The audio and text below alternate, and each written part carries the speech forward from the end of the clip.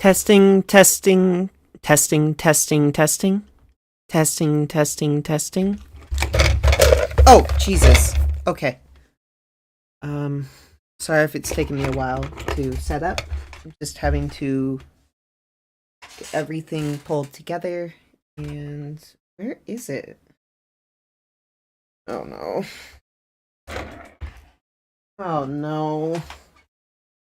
Oh no.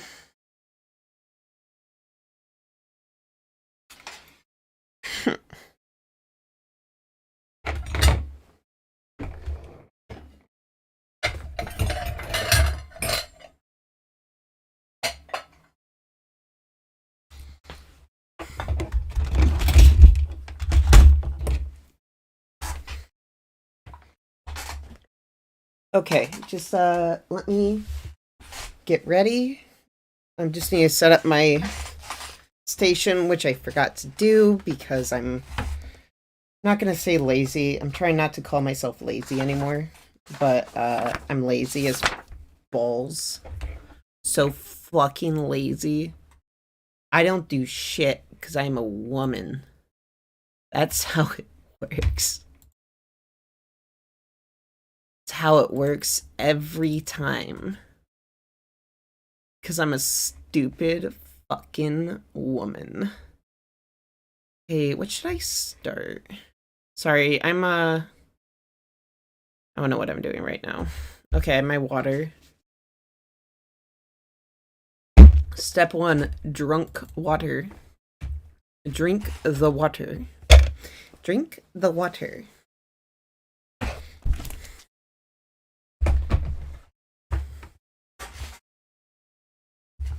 Yeah, I'm right now trying to figure out how I'm going about my art style. And there's a lot to think about, honestly, when you're working on something that you don't normally think about.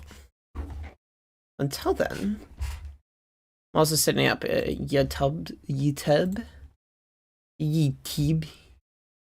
I'm setting up YouTube every day. Also, again, I think I need to start making a public announcement that people should start clicking on the bell notification when they subscribe to me, so they know when I'm available. Cause, yeah, like if you wanna like watch me on time, like some people, I remember one person saying they could make it because they have the Discord they could just check Discord, but honestly, I think it's a lot more efficient if I'm on your bell notification, because then you're more likely to see it on there. It just gives you extra hands in knowing I'm available for you to watch specifically.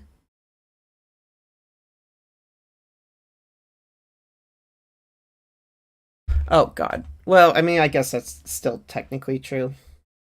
I haven't started yet because I'm still preparing everything. Oh yeah, I was gonna set up YouTube. Oh my god, I'm so stupid. Yeah, I was gonna watch this Ethan Klein debate for like the 50th time because I watched this live on YouTube when it happened. Well, not live because I had to pause on multiple occasions, but it was just so funny and so based. Like Ethan Klein is the Chad. He's always been really cool. I remember like there's been this like YouTube. There was like this tweet post saying like, "Who do you think has fallen off?" And there's people talking about certain people that fall off, and I don't fucking get it. Like they're talking about like people like Vosh and Ethan Klein, and I'm like, no, not Vosh. Ethan Klein, iDubbbz, and JonTron. And I was like, wait, okay, one thing, JonTron is still successful. He's a piece of shit. So, like, if you think, like, talking about fall off morally, I guess. But like, he hasn't. He's still popular, isn't he? Let me see. How's he doing view-wise? It's like when Demon Mama said this really retarded take about, yeah, he's still really... What the fuck?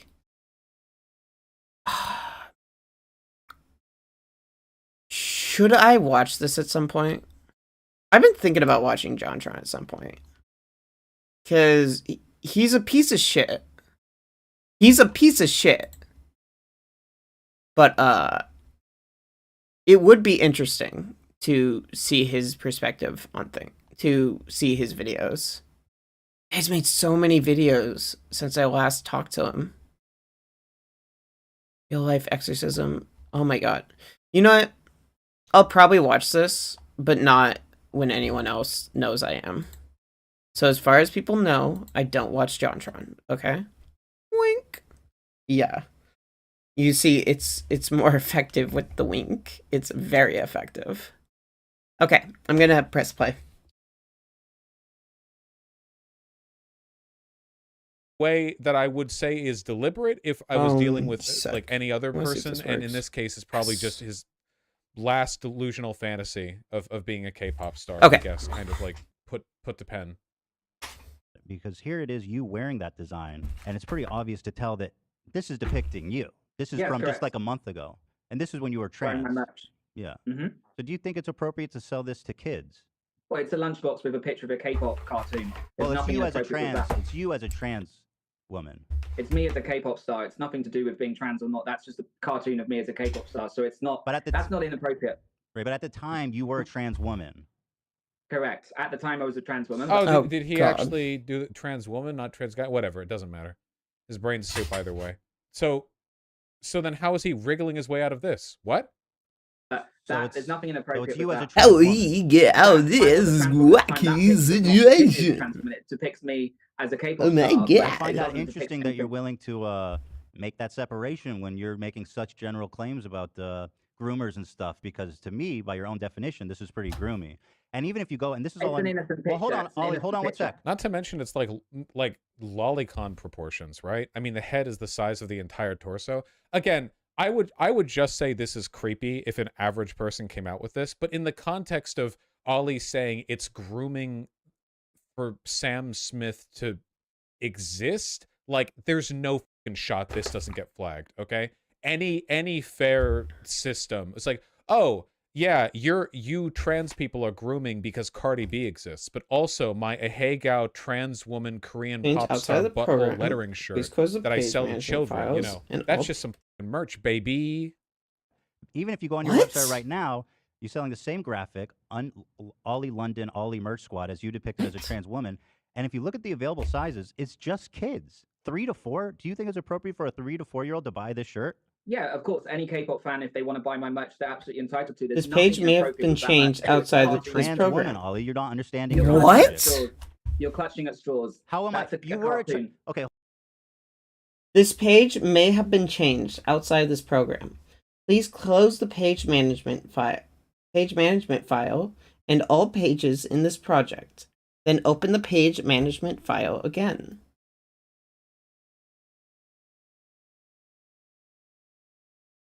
Outside of this program?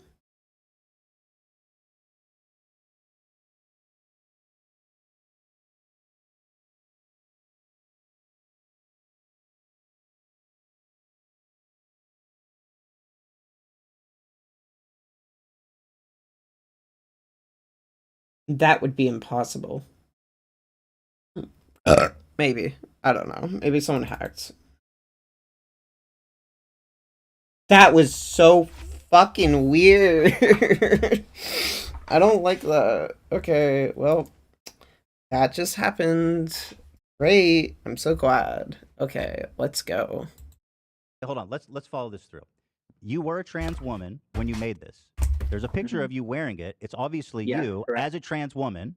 Here's you as a trans woman, and here's you as a trans woman on the shirt, on a kid's shirt. How am I clutching at straws? Well, you're clutching at straws. It's an innocent cartoon. It doesn't say anything about indoctrinating children. The tongue is somewhat sexual. How the tongue is out like that, it's a little disturbing. Oh, look at the little fangs, too. Oh, And the blush? I didn't even see that.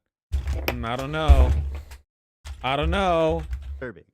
Ethan, come on, I'm doing a K-pop pose. You're just clutching at straws. No, why's the tongue out? I find that a little provocative. Ethan, it's a cartoon. You're just trying to... I'm sorry, wait. I'm sorry, 1 second. We can commit this all to public scrutiny. Guys, it's the classic K-pop pose, you know? They're always doing this, the K-pop idols. Sorry, You just see them lining up for their photo ops after a concert, and they're all busting one of these out.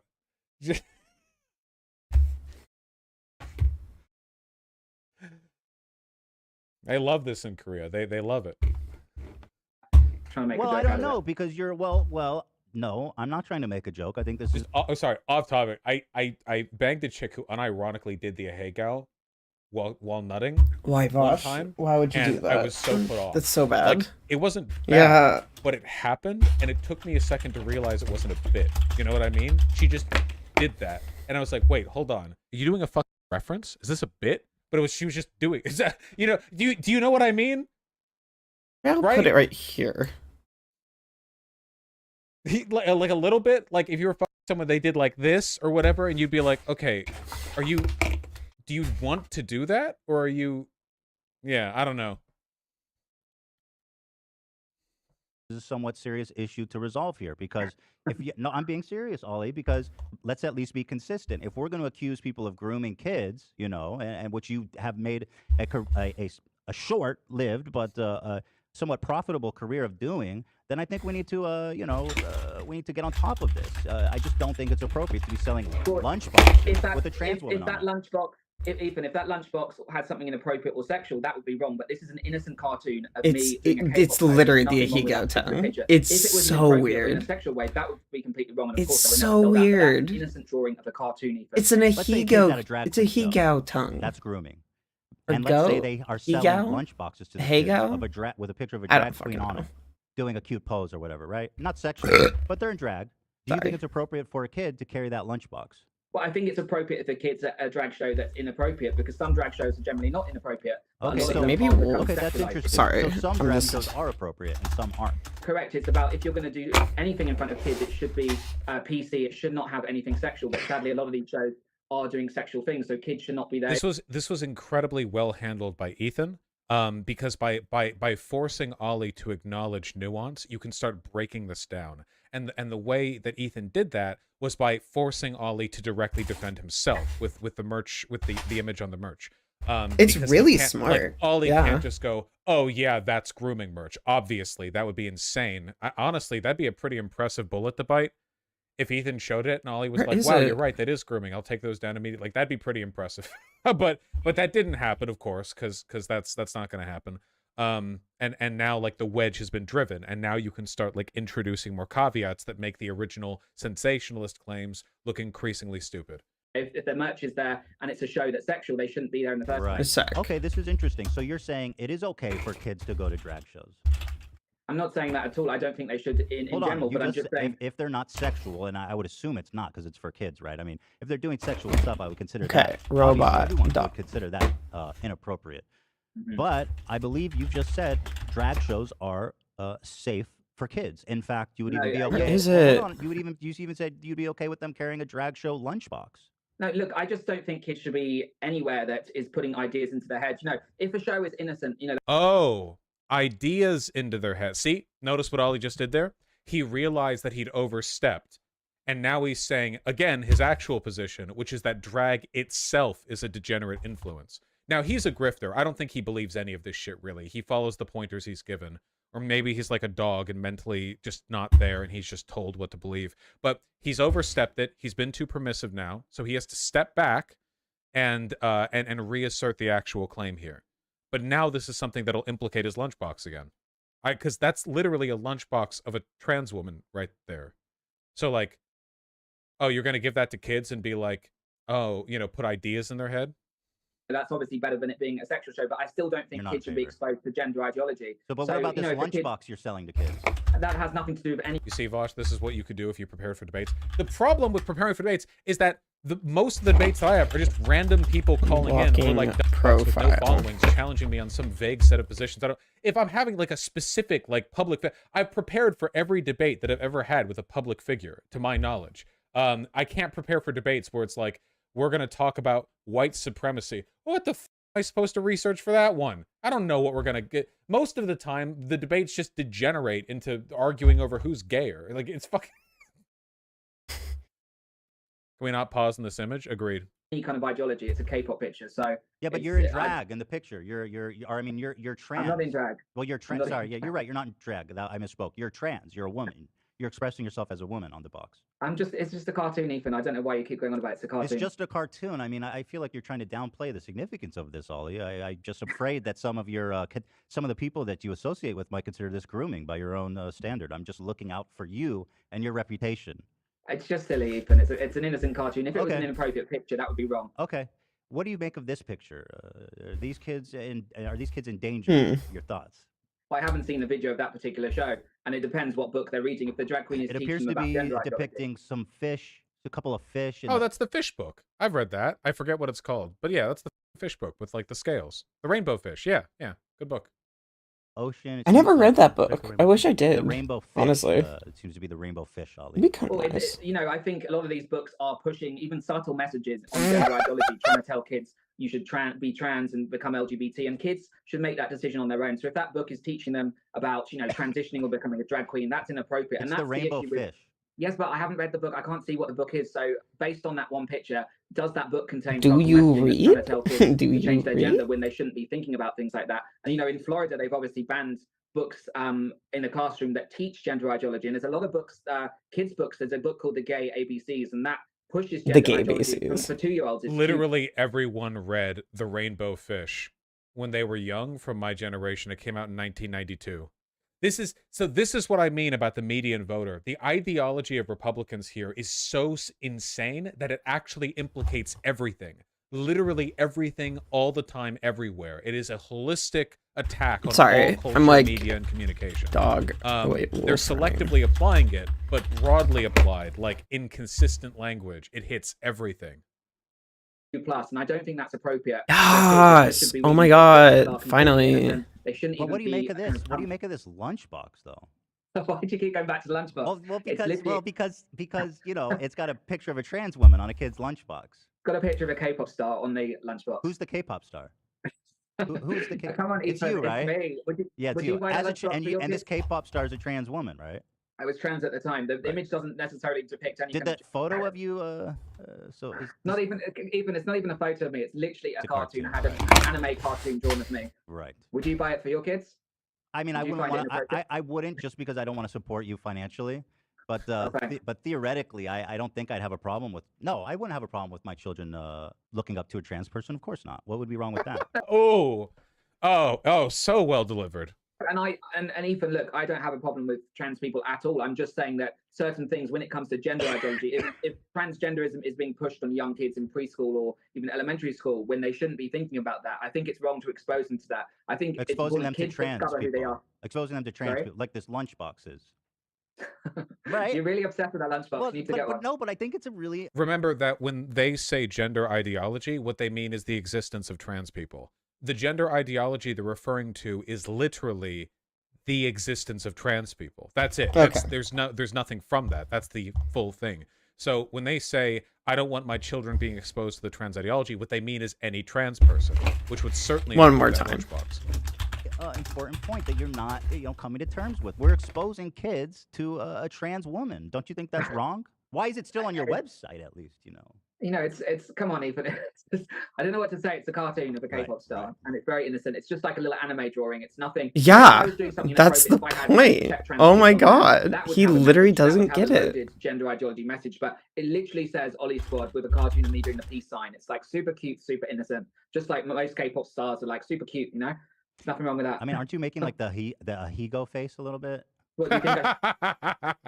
I was wondering if he was going to bring it up.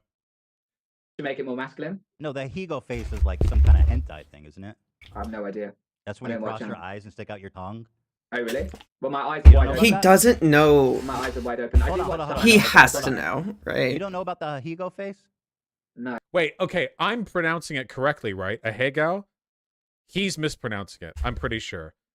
Okay, I do it correct. Okay, just I gotta make sure, okay? Higo? Chat gets on my I case for pronounce it as a mispronouncing stuff all the Higo. time. I'm just making sure, okay? I have to assume that I've, in my lifetime, probably heard more people say the word Ahegao than Ethan Klein has. I've said a Japanese person here, Higo. you're pronouncing it fine. Okay, good. Glad to get the international vetting on my yeah, dude, isn't it crazy that with this audience, we could like live translate hentai? Like we could just have Dude, the dog kanji walking photography. up on screen and we could get like that's crazy. Live streaming the translation process. Yes. I don't believe you. Come on. No, I watch anime, like I watch Attack of the Titans and That's stuff, straight but I'm cap, not my familiar with- brother. Attack of the Titans? It's my I'm not getting into favorite it. book. My favorite book is Attack of the Titans. I'm not getting into it. This is it, and you can see the resemblance, right? Here's the Ahigo face. Go on. It's like a hentai reference. But Okay. but you see the resemblance, right? Can you put them side by side? Sure, yeah, I'd be happy to. I mean, that's quite a cute drawing. Right, but that's like a woman like orgasming is what that is. Well, Or like Well, that's not lust. what I'm It's like a lustful kind of sexual gratification. April, you're face. really clutching at straws. Am I'm I? literally like, I've got my eyes open. I'm doing a piece. I don't think the clutching at straw. It's actually pretty fucking close, to be honest with you. They've got the blush. The eyes are the eyebrows are tilted up. Okay, now I'm ready for You know? just drawing. It's Okay. It's Oh, the thank God. Oh, they both even have like the fangs. Oh, thank behind it, God. but this Holy isn't shit, that took a fangs long here. time. This is But it's gonna be worth it. This is the eyes. Yeah, the peace sign too. Because listen, from what I can tell, Japanese girls love it to do this face and have two peace signs up when you come in their faces. I don't know why. It's like a cultural thing. I think it's a way of showing respect. Anyway, yeah, Ollie's coping hard here. Sign, and What you're is- trying to dissect it and say, "There's honestly." Right. It just seems to me that even as a trans person, you shouldn't. It's because the peace sign means victory. Oh, okay. So they're like celebrating you for busting one on their face. They're like, yeah, go you, basically. Okay, yeah. Be exposing kids to that. It Hell seems like yeah. you're shoving gender ideology down kids' throats by selling them a lunchbox with a trans woman on it. You don't I see just my don't- point at all? You don't get it? No, I don't. You know, if I would see your point completely. If, for instance, it had messaging on there, like some political, because I don't think kids should be exposed to politics either. Political or gender ideology message. If that was on there, that'd be different. If it was a sexually suggested image, but this is literally an innocent cartoon. I've got my eyes open. Are you sure? You could not get innocent. What do I need to do, Ethan, like to please people? Do I have to like close my eyes? Well, I personally don't necessarily have a problem. What is your fascination with the eye wideness? I haven't said anything about that. About what? Sorry. You said, what do I have to close my eyes? I didn't know what that meant. You kept mentioning about like the eye wideness of how wide it is. I don't know why you keep bringing that up. No, I'm just saying that. Look, in the picture, my eyes. It's got very. It's not even me, by the way. It's a cartoon, but the eyes are very wide open, Right. like Of you. glistening. It's I'm just saying, like, what's wrong with having my eyes open? Like, we're human beings. We have to have I our don't eyes know open. why Like, you're would it be talking better about if I eyes close my eyes? I don't know. So in case you can't tell, this is Ollie. The term isn't really gish galloping. I guess it's just nonsense. So Ollie understands this is a losing line of questioning. This is a bad topic to stay on. So he's deliberately pulling it into like jibber jabber. What's the term that Haas uses? I'm taking this from him. The jibber jabber. I love that. We're going to be using that from now on, okay? Just meaningless, asinine, time-wasting nonsense constructed entirely to pollute the stream of discourse and prevent like any real engagement. That's what's happening right here. White noise. It's white noise. Yeah. That means, Ollie. Here's a reference to popular culture with the Ahigo face. It's, like kind of an e-girl thing. You're probably aware of that. Well, I'm not an e-girl, so I wouldn't know. Yeah, but you're on the internet, and it's from anime, which you seem to be. Okay, but let's move No, on. I just want you to reflect on how unnerving it would be if a girl you were made this face while you were like, really think about it. You're not in a hentai. You're in real life. Like you're not. This isn't a comic. You're in reality. And then this happens. I genuinely could never. It's a bridge too far. Like, you'd go soft, like, immediately. Yeah. Belle Delphine's trying to cater to pedophiles. Yes, Belle Delphine does do that. These two don't, though, right? They're not wearing, like, fake braces. Are these glasses drawn on? Yeah, but you're on the internet, and it's from anime, which you seem to be. Okay, but let's move No, on. I do know anime and stuff. I don't know anything to do with that. Wait, they're all Belle Delphine? Really? Oh No. my god. Oh my Okay, god, well, they are. in the ones on the left and right, she's not doing it as much. Man, she's really good at what she does, isn't she? Like, the left two are... Okay, the right one's different then. Okay, yeah, they have different facial structure too. Okay, yeah. Whether you love or hate Belle Delphine, you have to acknowledge she's astonishingly good at what she does, yeah. Well, I'm not an e-girl, so I wouldn't know. Yeah, but you're on the internet, and it's from anime, which you seem to be. Okay, but let's move No, on. I do know anime and stuff. I don't know anything to do with that pose. Literally, I've got my mouth open like this piece. I always have my mouth open, you know, like. Mm-hmm. Sure. Come on. Let me see that again. Looks really natural when you do it. Thanks. Yes. Yes, girl. So are you? So the trans, but you identify as a male now. You're not trans. We're over that. No, I'm like, well, basically, I got to a point where I was going to probably die from the surgery I was doing, and I was really mentally struggling. Had a lot of mental health struggles based on a variety of issues, which Yeah, I don't doubt it. Something tells me the concerns that he's having about anesthesia have a lot more to do with the Korean thing and not so much to do with the being a woman thing. I don't know what kind of surgical, avalanche you have to go through to look Korean as a white person. I think looking like facial feminization surgery, bottom surgery, maybe breast implants, kablamo, you're good, right? Because it all gets folded in. That's not too much for being a trans woman, I mean, it's a lot. I don't think you'll die from it, though. Hopefully. I talk about in my book, from when I was being bullied very severely as a kid. I was always told I was like ugly, or I looked like a monster, or I was more feminine, or I had man boobs. So I just used to have all those things, and it left me with traumas. So it kind of messed up my head. And as an adult, I didn't deal with that in the way that I should have. I should have had therapy. I should have spoke to someone. Instead, it's almost like self-harming. So all this crazy surgery was me kind of lashing out at the bullies, and it was very, very destructive for me and for other people. So I'm glad to be over that. Do you think that isn't it kind of wild how, in terms of like physical damage or whatever, isn't it kind of wild how you don't need any kind of therapeutic intervention before having a million surgeries to look Korean, but they're trying to make it so you can't even as an adult access any kind of feminization surgery or healthcare or whatever? Like you stumble into the surgeon's office drunk and you're like, yeah, just fuck me up, bro. 58 surgeries in my face. Make my eyes so much more narrow than they are now. It would have been more racist if I'd said squintier, right? I said more narrow. That's probably fine. Um, but you go in there and you're like, yeah, give me giant tits, and they're like, well, hold on there, buckaroo.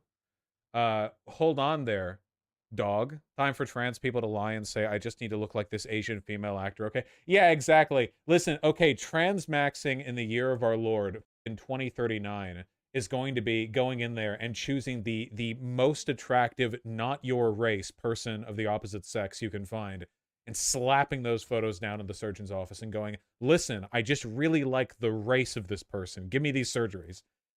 Big brain move for sure. people who are bullied are at a higher chance of becoming trans? Yes, definitely. So I talk about this in my book. There's a lot of studies. There was a study in Finland by the top transgender clinic that was basically transitioning a lot of kids, and they said I think it's around 45% of the kids had experienced severe bullying. So that led to their gender dysphoria identity. No. Maybe whatever it was that was making them trans also made them easier targets for bullying. Like, say, for example, guys acting kind of gay, the main thing they get bullied for when they're young and in school. Like, maybe there were like young boys who would later go on to be girls, and because they got the girl brain or whatever whatever flowery poetic way you want to frame it, they got bullied. By the way, I want to be clear. I think that it's totally possible that being bullied could legitimately make a person more likely to be trans or gay or whatever, because I think our identities are socially constructed, like, holistically. I'm not under the impression that anyone is born gay, straight, trans, cis, whatever. I think we're born with pretty strong preferences, and I think sometimes there are genetic or hereditary things that very strongly incline us in certain directions, but I don't think they're absolutely like locked in. I think it's totally possible for like a childhood incident to make a person gay, and I don't think there's anything wrong with it, because I think the same thing about being straight. I think far more people would be bi or pan than they are now, and it was the sort of social stigma against homosexuality that socially conditioned them out of that identity and into compulsory heterosexuality. I don't think there's any way to escape those compulsions, you know? We land where we land, wherever people are, let them be happy. If that's the case, then couldn't surrounding trans people with people saying you're not trans make them cis again? No, that's not really how social pressure works. Being told, Liz, think of how like anything in your brain works. Have you ever been like deterred from something because a bunch of people pushed you off it? This is the hero's journey. Oh, you can't go on an adventure to Mordor. Yes, you can. Like, that's just not how it works. You can't. There is no known way to predictively condition a person into an identity from like a young age, you know? Like, which exact kind of trauma will make my 4-year-old son stay cisgender? I'm sorry, we don't have that on file. Maybe one day we will, you know, but we don't now, and it will never be reliable. Why not just let people be where they are?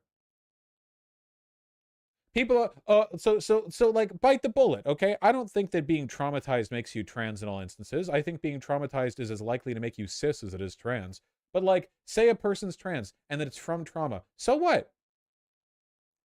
If the best pathway to well-being and health is to just be trans, which it is according to the medical literature, then just do it. They're still trans. It's like saying, bro, you're only tall because you ate good food growing up. So you're not actually tall. You're maybe 3 inches shorter than you look to be.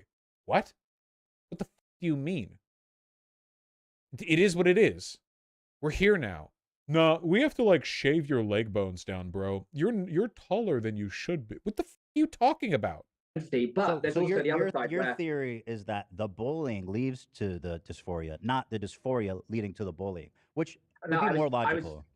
No, I was just about to say as well, but there is also the flip side of that, where the kids are being bullied because of their identity, you know, because maybe a boy is more feminine or a girl is more like a tomboy. So they're also being bullied for that. But in certain studies, the one in Finland at Tampere University, they found that there was a significant correlation between a kid being bullied and then the onset of their gender dysphoria coming. Correlation. Oh my God, he's too stupid to even realize what he just said. He just said, no, but in this study, they determined causation because they found the correlation between these two.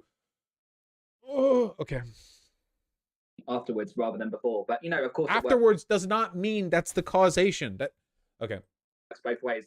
I have that theory you're citing in front of me. Tampere University, Finland, yeah. Here it is. Let's read the conclusion. Here, there's the abstract and everything. Let's see. The conclusion says gender identity, especially non-binary identity, is associated with both being bullied and perpetrating bullying, even when a range of variables, including internal stress and involvement in bullying and the opposite role, are taken into account. This suggests that bullying during adolescence may serve as a mechanism of maintaining heteronormality, which I think what that heteronormativity. Yep, no causality suggested in the conclusion. Means is that the bullying actually results in people rejecting their transness in favor of heteronormality. So it seems to be saying the opposite, actually, of what you've claimed it to. Do you see what I'm referring to? The conclusion there is actually a little bit more nuanced than what Ethan Klein is painting it here, but in the context of in the context of talking with this soup-brained moron, Ollie London, that is fine. You know, to engage in the nuances of the conclusion of that study with somebody like this would be an enormous waste of time. Fundamentally, what Ethan Klein is saying here is correct. Heteronormality. Yeah, no, I see that. I see that article. That, you know, if you actually read the full study, which that's the conclusion. Study, you can find it on the National Institute of Health. Oh no, this is the study. Yeah, no, this is the study. It's the .gov. Finland. Yeah. Yeah, this is it. And then this is the author's conclusion right there. I mean, that's pretty much that. This is the one you're talking about. Do you disagree? Yes, but it's look. The study's also saying it's associated with being bullied and being the perpetrator. So it's basically saying yes, that but the associated with. Right, but the message. This is the last sentence. So let's read this together carefully. It suggests that bullying during adolescence may serve as a mechanism of maintaining heteronormality. Do we understand what that says? No, I get what it's saying. Normativity. Ethan, it's like the 4th time you said that. It's basically saying that some of these kids that are being bullied will maintain their original identity because of the bullying. Correct. But the study also, if you read the full study, the study also speaks, there's a high correlation between, there's two different findings in the study. There's a finding that around 45% of the kids are bullied, and that causes the gender dysphoria. And there's also a part of the study which also says, like the conclusion is finding, that some of these kids are bullied because of their gender dysphoria. It does not say that. I guarantee you that there is no way that study says, like, causatively, being bullied makes them trans. There's no way in hell. 0% chance. By the way, if ever you're hearing a conservative make a claim from a study, go read the study. You can disprove them, like, by reading the conclusion every time. Guys, how many times have we been arguing with somebody and then looked at the study that was mentioned and they were right about it? It's never happened. Not once in this entire channel's history have I ever heard a conservative correctly cite a study. It just never happens. Like that conversation I was having with Christina Buttons, that anti-trans Daily Wire associate who got fired, and or who quit. I forget which one. I think she quit. And she was like, well, here, look at this. And then the study was from like 1952 or some shit. And it had nothing to do. Yeah. And it makes it worse. Oh, So there's it two seems different like findings. if two outcomes are possible, then it doesn't seem that interesting. I wonder why you bring it up. Well, no, read the full study. It also talks about This the is it, correlation man. between autism. I mean, this is the author. They wrote the conclusion right here. This is their. That's a small summary on but Yahoo that's News. the If you actually author. read, That's the author. That's their conclusion. correct. Right. But if you read in the Who National better to Institute draw of a Health, conclusion than the author of the study? no, I'm not saying that. I'm just saying I've read the full study multiple times from the National Institute of Health. According to this, bullying prevents more kids from transitioning. Do you believe that we need more bullying? No, I'm an advocate against bullying. I think whoever gets bullied, it's so wrong. I've been bullied myself, and I'm an advocate. But if for trying to bullying stop that. results in Nobody less deserves to be bullied. transitioning, then that, according to what you're saying, is the best outcome for these kids. No, I don't agree at all. No kid, even if a kid is feminine or a girl is a tomboy, they should not get bullied. No one should get bullied. They should be provided with support. But if somebody wants to transition, I'm not against people transitioning. I just don't think it's right as a kid, because a lot of these kids are going through so many issues during that time. They are not in the right frame of mind to make an informed consent decision. If a child is Worth noting again, I'm just going to say this one more time. When Ollie says he doesn't mind adults being trans, he's lying. The Gays Against Groomer org, the Nazi woman-led, it's holistically anti-trans. Both he and they, the rhetoric they push is broadly genocidal. It's that trans people broadly are a social contagion and a force of degeneracy that are destroying the Western group of children. The idea that this is just some like reserved complaint about children, it's a lie. He's lying here deliberately. He knows he's lying. I just want to make sure you all know as well. suicidal, do you believe that they should transition? So there's a lot of clinics and doctors that use this argument. There's a clinic called Kaiser Permanente in California. Kaiser Permanente. Yes, That's not a clinic. It's a massive healthcare company. That's not one clinic. That's Kaiser Permanente is huge. Okay. Yeah. That's it. Thank you. Yeah. So basically, they have used with multiple people that have since detransitioned, Chloe Cole and Layla. Another Okay. They basically told them your kids are going to commit suicide if you don't transition them. But what they said afterwards is they actually felt worse 6 months down the line after their transition because they've got hormones in their body, they've got puberty blockers, and they even had double mastectomy. That the vast majority of people that transition don't regret it. I think it's like 95%, 99%. Are you aware of that stat? You don't hear the cases of the detransitions. Are you aware, Ollie, that 99% of kids that transition do not regret it? No, I don't support that statistic. I think it's wrong because these clinics... From what authority do you disprove that statistic? Well, look, these clinics make these studies. They don't even do follow-up studies. There's an example of a Do you not trust studies? Because you just told me to read one. Look, what I'm saying is the gender clinics make billions of dollars every year. Their studies... Notice how conservatives are very selectively against private healthcare corporations exclusively in this one angle, and they will never talk about it anywhere else. Like everything else, it's this and vaccines, and that's it. In these specific instances, the fact that clinics are for profit delegitimizes them, but in every other aspect of life, that's not the case. Studies are skewed and biased. In a review of 27 studies involving almost 8,000 teens and adults who had transgender surgeries, mostly in Europe, US, and Canada, 1% on average expressed regret. For some, regret was temporary, but a small number went on to detransition. But that's 1%. That seems like a very small amount to be singularly focused on. And this is 27 studies, so this is a massive kind of conclusion, right? A scientific conclusion, a consensus, if you would. Yes, but what I'm saying is, there's a clinic, for instance, Tavistock Clinic, which was the main clinic in the UK. They were actually exposed. They were doing studies as well. They Is weren't that what we were bothering to talking about in the check with the beginning? detransitioners. They didn't bother to check with the detransition. They didn't check how the hormones Oh, were I know affecting what them you're over a year. talking about. That English one for Yeah. yeah. So that one, if I recall, I looked into that. People say it was shut down. It was actually, wasn't it? It's being They shut down. right, It's but still open. they're actually making a bigger one so they can serve more needs. I actually, so it's not really being shut down actually. That Say one the name again. What is it? It's called Tavistock. Tavistock. Yeah. So that one's actually being shut down this year because basically the National Health Service, which is basically looks after all the hospitals in the UK for the government, they actually said that there were a lot of ethical violations and stuff, and they also changed their policy based on. So we've gone over this a million times before, but it's just not true. The claims that were made against the Tavistock Clinic by and the NHS broadly by the Tories and I guess a lot of other people in UK's government were insubstantial and not medically backed. They were largely a political attack. It was a political attack against them, saying, "Well, we're attacking you because of your transgender ideology. You're not doing this. You're not doing that." But it wasn't like a medical rebuke. You know what I mean? What happened at that clinic via internal investigations, they found that many of these kids were being pushed to transition without having checks on their mental health, and they're basically being pushed into it in fast track very quickly. Do you think it's significant though that of the patients, of the actual people who that transition, only 1% regret it? Do you you're not acknowledging that? I don't trust studies. Why? Even if you say 27. See, he can't acknowledge it. He literally cannot engage with that information because there's no way for him to without it debunking his central premise. He just can't. He has to just deny. 27 studies. Then why did you tell me to read this one, Ollie? You use studies when it's convenient for you, but you don't when it goes against your thesis. I don't understand your consistency with studies. Do we like them or no? What I'm trying to say, Ethan, is the gender clinics are very, very powerful. Do we? They No. God.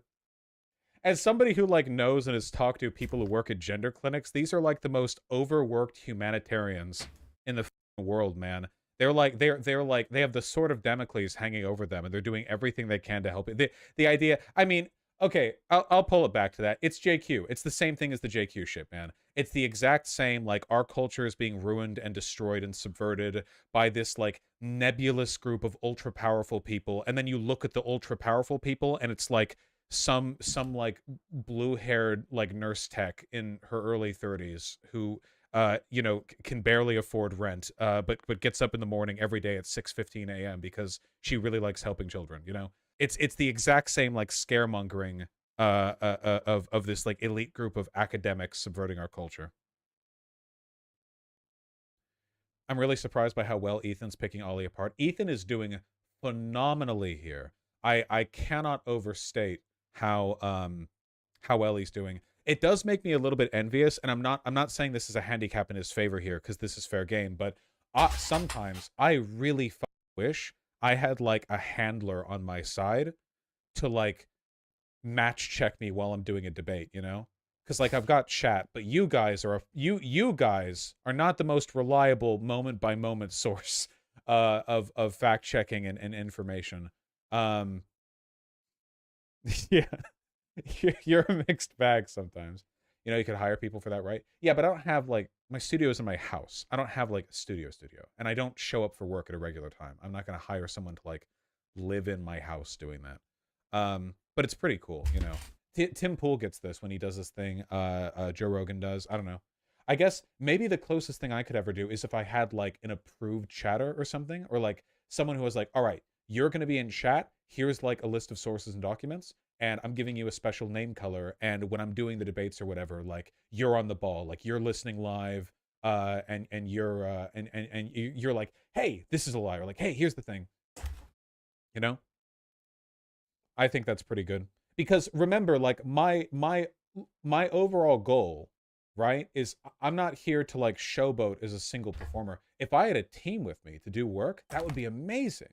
I do the rhetoric stuff, sure, but I've got a really bad memory. That's always been my big loss. I forget stuff constantly, even if I have it right in front of me.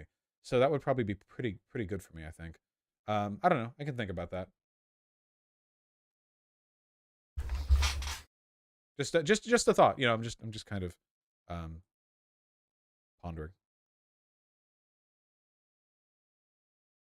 control Ollie, a do lot of we studies. like studies or not? All studies or no I studies? like studies. Oh, we do. I like studies. You I but you love have to- studies, Charlie. but I you have love to always I look at love bias. So them. the I clinic love in Finland them. was a transgender clinic that made the study. So they had different findings to many of the clinics in America that are saying there's a low detransition rate. But there are thousands of detransitioners out there. They're just not sharing their stories because of fear. Well, if 1% of a global group of people,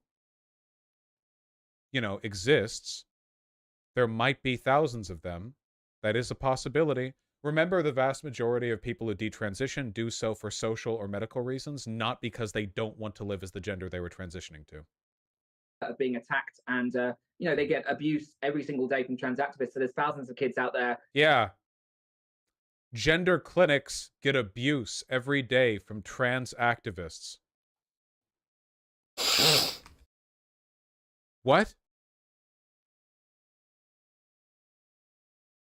Why would they do that? Oh, does he mean detransitioners get abuse? No, they don't. Does he mean... Okay, if he means the detransitioners, they don't. Sorry. Listen, it's not my fault that there's literally billions of dollars of conservative dark money that gets funneled into every dumb detransitioner with a story to lie about. I will never get over that one piece of shit who came on Twitter, immediately dropped their fucking media-crafted story about how transitioning harmed him because he was a trans guy, and then he followed like every conservative account immediately, waiting for them to pick up on the story. And then he was like, oh, well, I still identify as a guy, and also transitioning to a guy was right for me. Oh, and this hair loss that I was saying testosterone did, I had this hair loss when I was a 15-year-old cisgender girl. So it's a genetic problem. It's not the testosterone doing it to me. Still trans, by the way. Still trans. Hair loss wasn't from testosterone. No reason why I'm here. Aren't most detransitioners trans allies?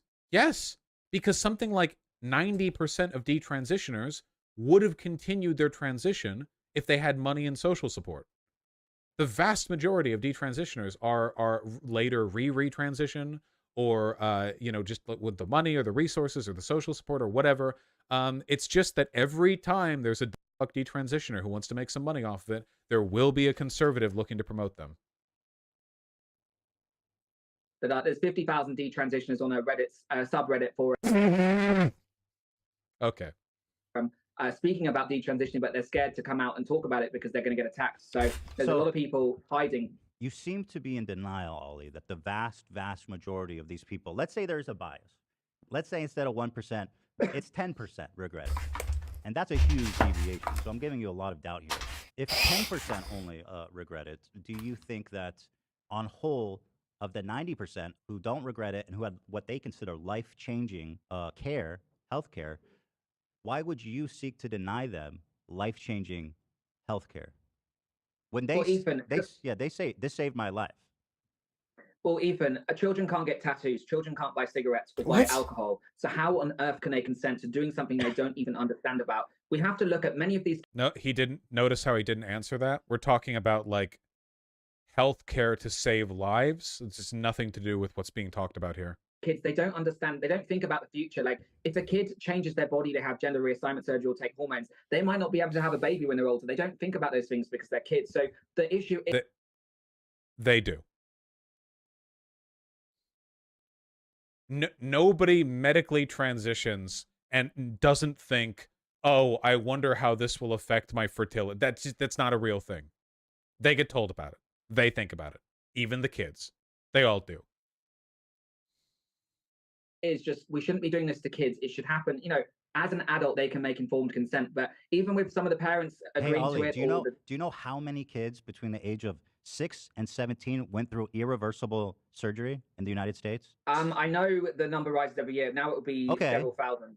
So the number of patients, of children between 6 and 17 who went through irreversible surgery in the United States, what was the years on that one? 3 years, 2019 through 2021. So this is the most comprehensive data we have, and this comes straight from the government stats. It was 250 per year. Does that seem significant to you? That's completely incorrect, because there's a clinic in Oregon.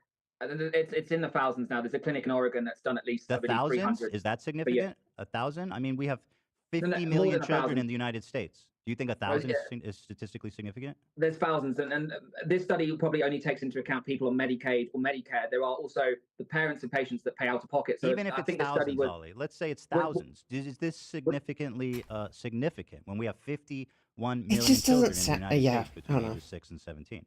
It's significant even because it's growing every day. If you look at any chart or graph of kids being medically transitioned, it's now in the tens of thousands across the US. California has. Notice how they're using different definitions. Ethan is saying surgery. By gender transition, Ollie is including reversible procedures such as hormone blockers. Thousands alone. Florida, before Governor DeSantis banned, there's a clinic, Dr. Gallagher, who performs at least 5 surgeries on minors every month.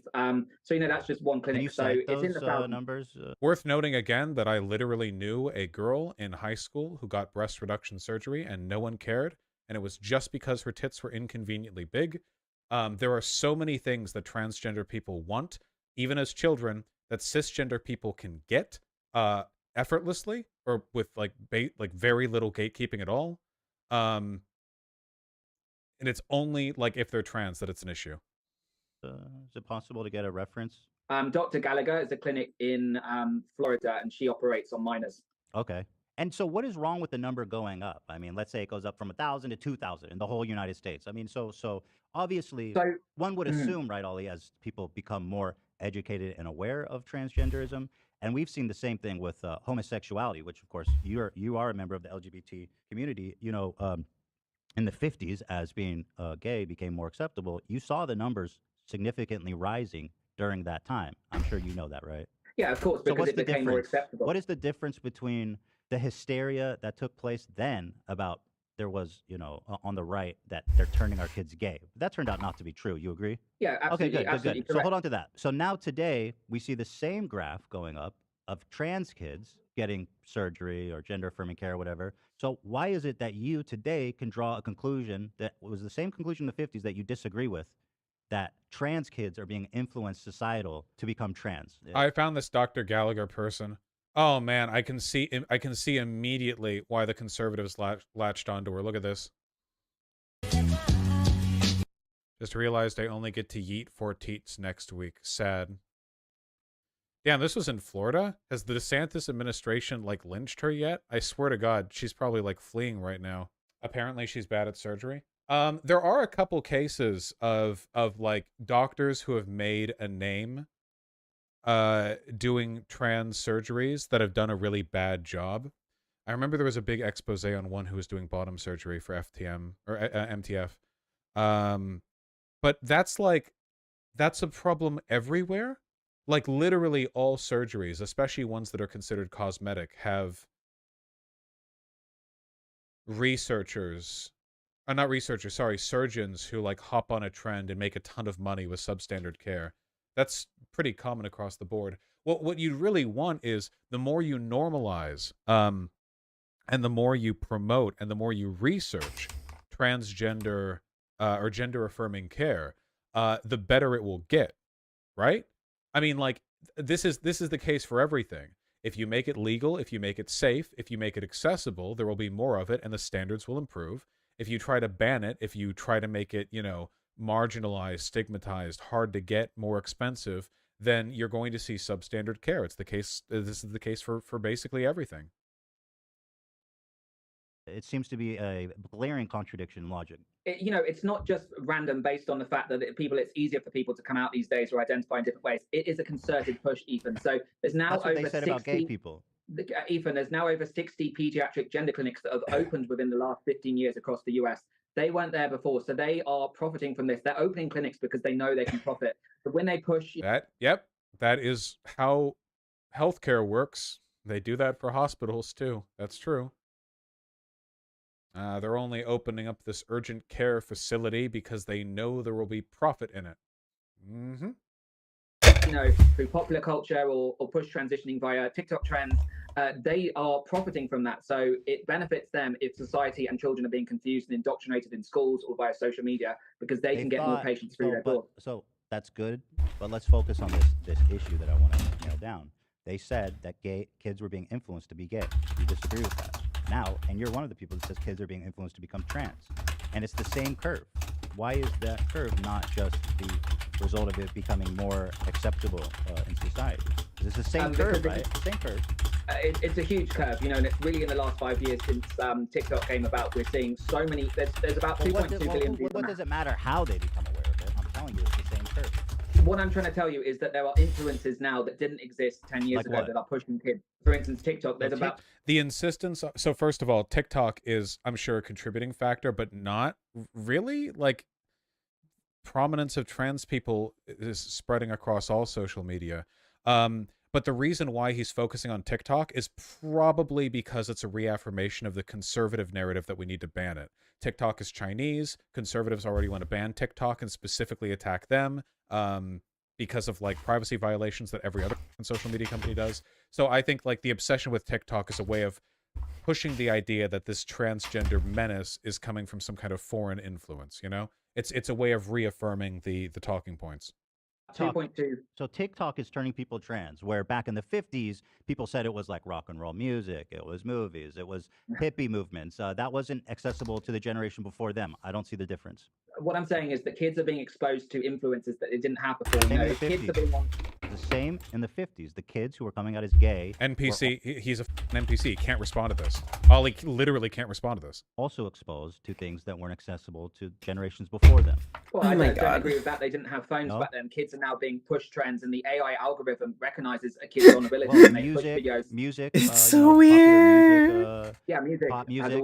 Pop music was something that was rock and roll. Hey, it's pretty good actually. No, correct. And you could also argue that my camera is not off, unless you think I'm Ollie London, which I'm not. George Michael was, now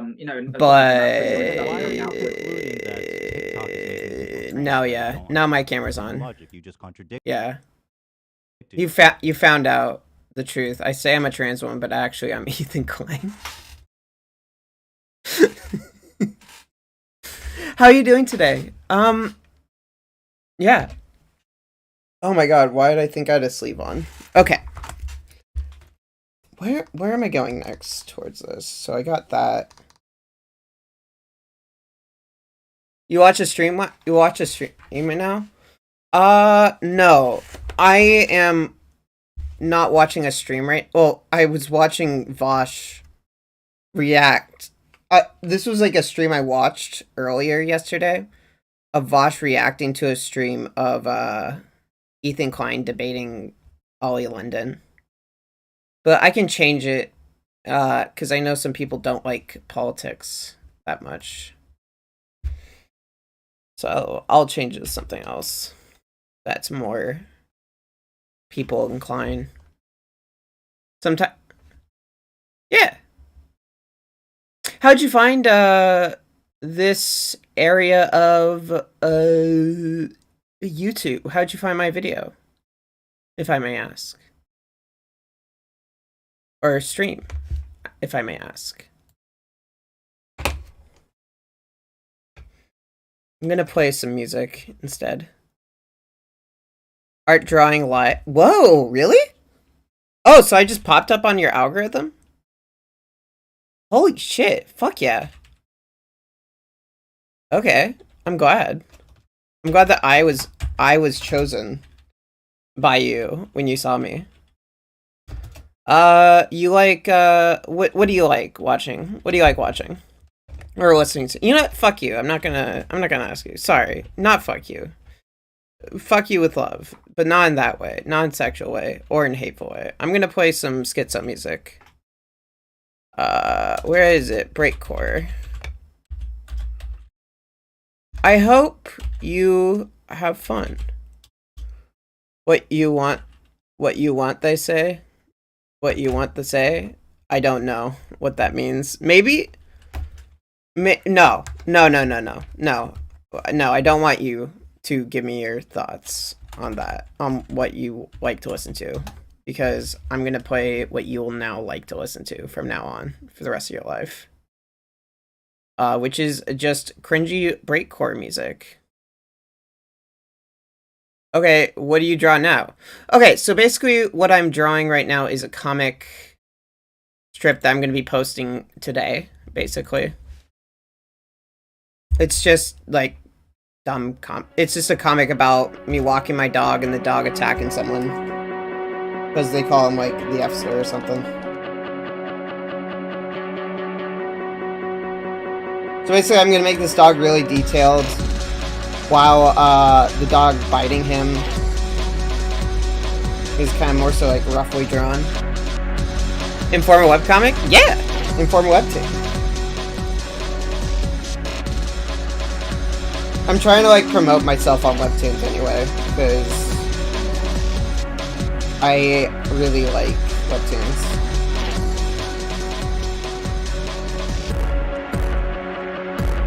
Because I'm gonna be posting my main series on that at some point, and I'm not done writing it. I still have so much work to do with my main webcomic. Yeah. So until then, I'm just like promoting myself as a webtoon comic artist, and even working on a portfolio in the meantime as well.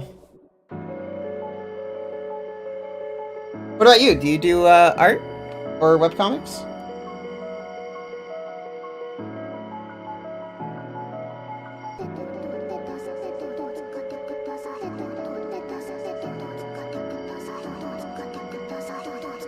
You will try Inktober and day will be. Are you using Google Translate or something? Or checking your grammar? You will try Inktober and day will be. And I draw some shapes. I don't know. I don't usually do Inktober. I probably should, honestly. But it's just, I get super stressed out about Inktober because it's really hard. I know some people that would like, apparently the trick people do with Inktober is that they just fucking draw the stuff beforehand. Which makes sense, I guess. I don't know. Maybe I should. You know, maybe I should. I just, I don't know. Can help you? You can help me? Maybe. I don't know. I don't know you that well right now. As much as I appreciate it. Did they already announce this year's Inktober? Like, what the, calendar is? Because that would be cool. If they, like, give you that much time. For Inktober.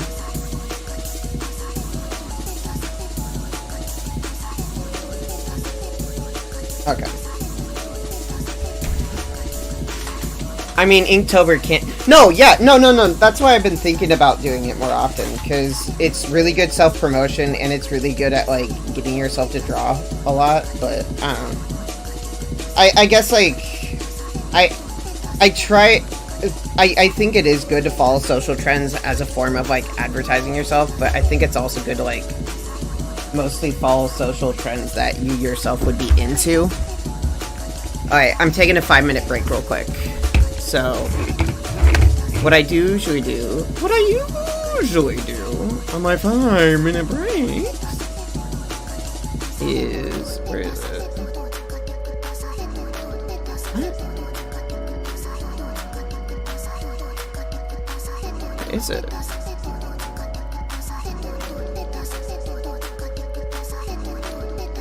Nope. Alright, take your time. Thank you. Well, what I do usually is I just, like, play Bomberman on my break for a little bit. So, let's see, where is it? Oh god. This game gets really fucking scary over time. It's like a horror game, honestly. Yeah, I might... Oh, yeah, of course. Yeah. Yeah, I might do Inktober if they have a calendar out at some point. I'd be down. If they do, would you be willing to like send me a link for it at all? Or like just the calendar in general? I mean, I guess I could just look it up on my own though. Oh my god. Oh my god, oh my god. Fuck. Holy shit! Fuck yeah.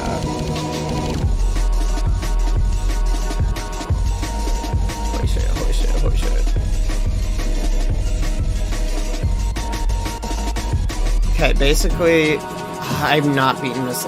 I've beaten this level before, but I forgot to, like, save. Use my save file. Use my save state to, Okay, sweet. God, this level is way too hard, honestly. Holy shit. I hate this level. Holy shit. Holy shit! Fuck!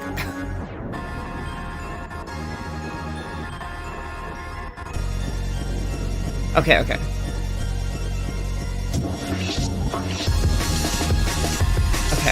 Hurry up.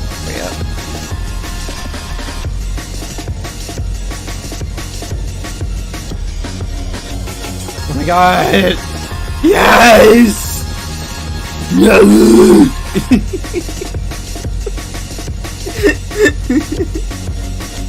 Oh my god. It's okay, you don't need the panic.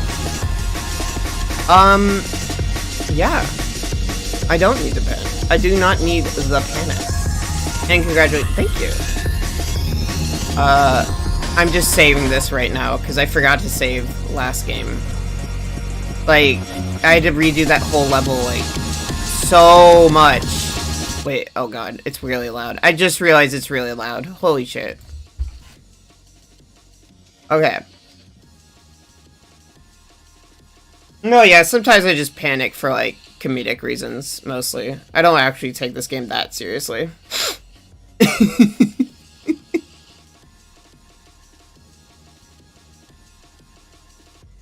I've been really enjoying Bomberman lately.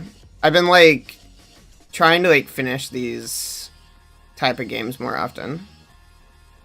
So, what makes you interested in art streams? Do you just like watching people draw? Is it like an appreciation for the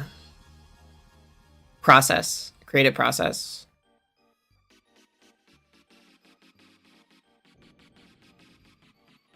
Because there is like a lot to enjoy about these things. I just like, there he is.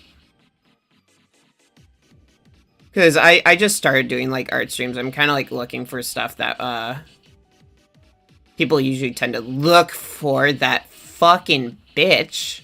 That motherfucking icicle bitch. That little slut.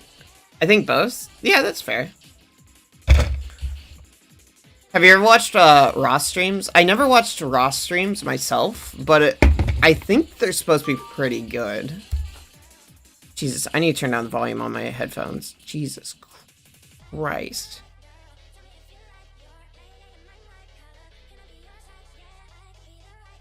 Okay, sweet. Even if I turn down the volume all the way down, doesn't affect other people's ability to hear the music. Okay, sweet. Where's my pen? There you are. Okay. So now that I got all this down, I might work a little bit on the backgrounds. Do I have time? Not really.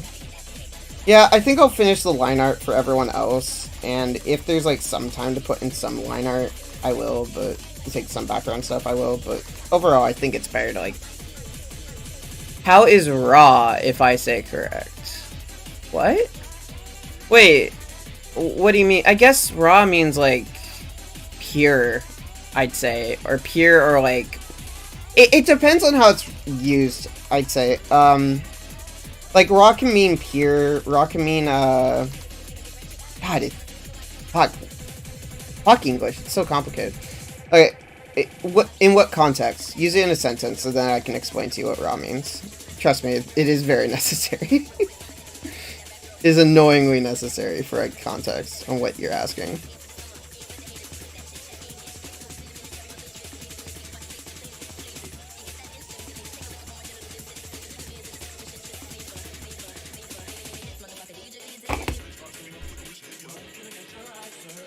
I mean, the person you say, if I watch this person. Oh! Oh, you mean Ross? Oh, Ross. Ross draws. He's like he's like a YouTube. He was like a part of the animation YouTube section for years. But basically now he's like a live streamer that does like funny YouTube. Like does funny streams where he mostly like plays games with friends and shit. And it's really really fun actually. He does a lot of really cool creative art challenges. I need to start watching him honestly. There's a lot of cool stuff about him, about what he does.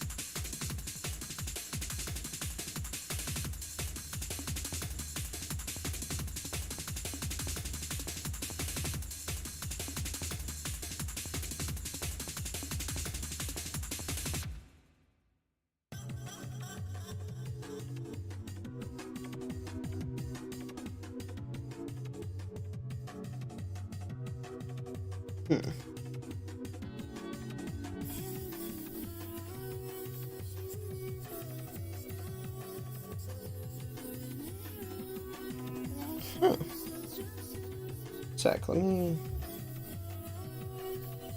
No. I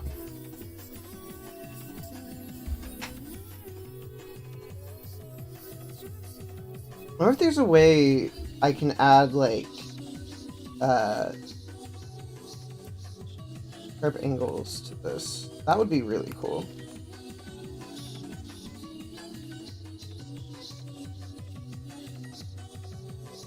No, I don't want a texture.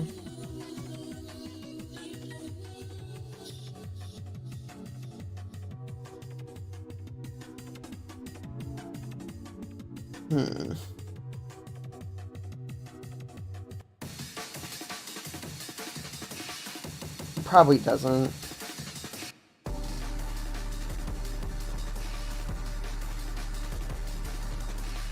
Direction, sharp angles.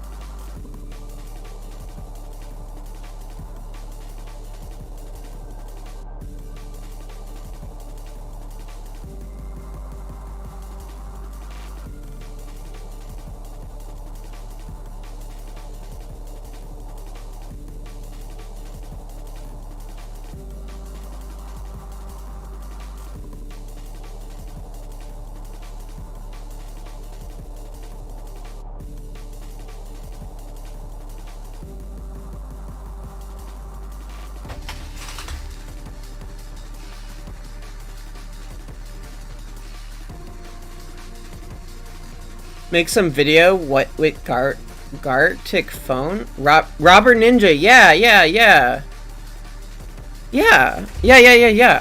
Robber Ninja. Make some video with Gartic phone. What? Who's Gartic phone?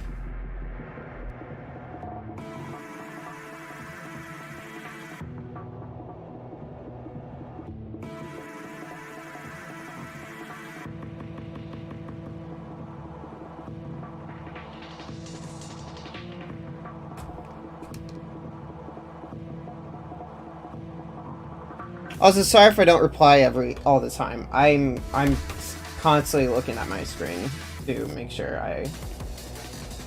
Like, let me set this up so I can have an easier time seeing your chat.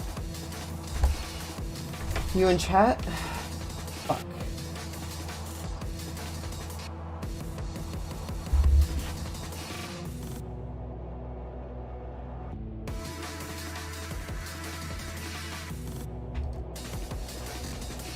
Is a site how you can make drawing with oh yeah, that site. I forgot about that site. Yeah, me and some buddies were thinking about on our like collaboration stream we might use that site at some point. Yeah, I might use that tonight. Yeah, because me and my buddies, we do like a collaboration stream sometimes to make shit like that. Maybe I should do that.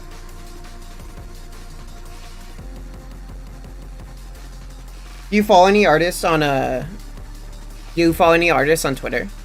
And do you have any favorites?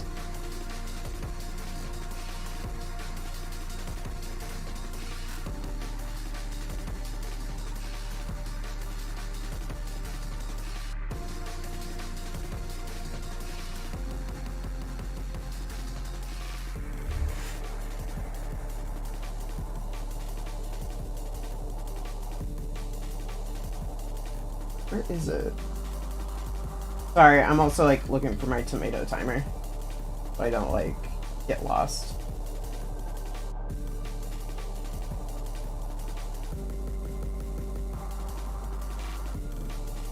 Found it.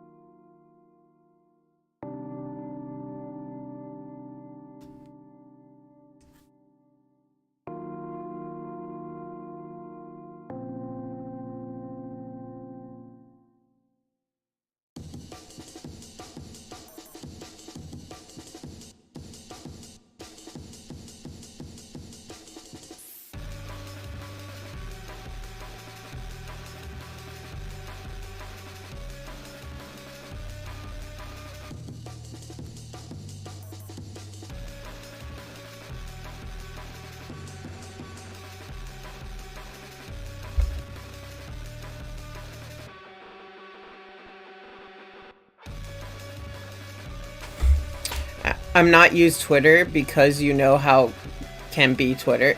Yeah, that's true. Yeah, that's very true. Twitter is pretty fucking bad, not gonna lie.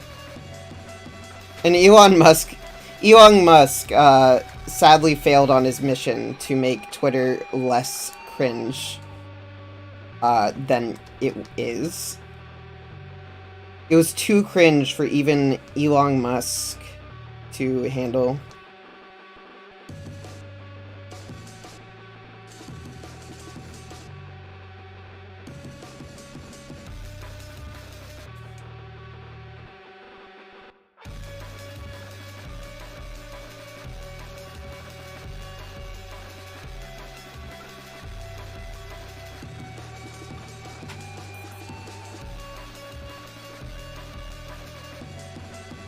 So where do you get most of your art?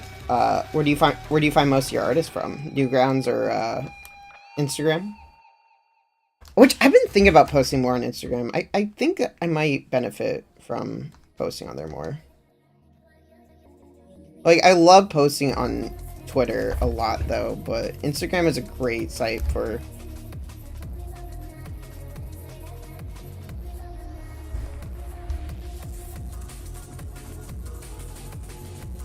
Damn.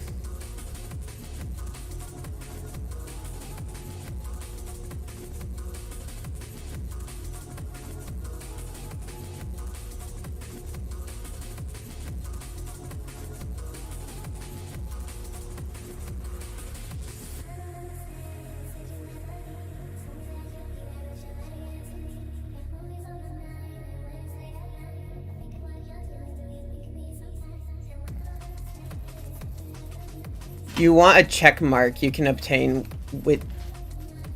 Yeah, honestly, it's so fucking stupid. Yeah, yeah, you know what's really fucked up about that too? It used to be, like, the blue check mark used to actually be, like, pretty based because it would actually let you know who's like actually is that person or not. Like it's mostly used for like celebrities and shit, but you know. I'm just watch on YouTube and now I make Reddit counts. I'm not sure where is person how make art is in Reddit. Do you use I don't want to sound rude, but are you using Google Translate or are you just typing in like right away? Because some of your sentence structure is a little bit incohesive. Or you just talk that way, which is fine. It's a very abstract way of talking. My English is not good. Oh shit! Where you from?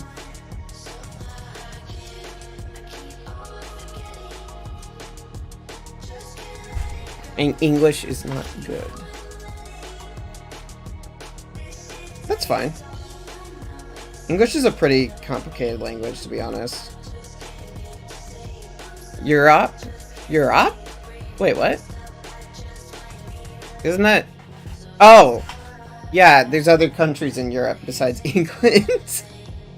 I was like, Europe, that's like the English. But yeah, there's also like Germany, Finland, wait, do they speak English in Finland?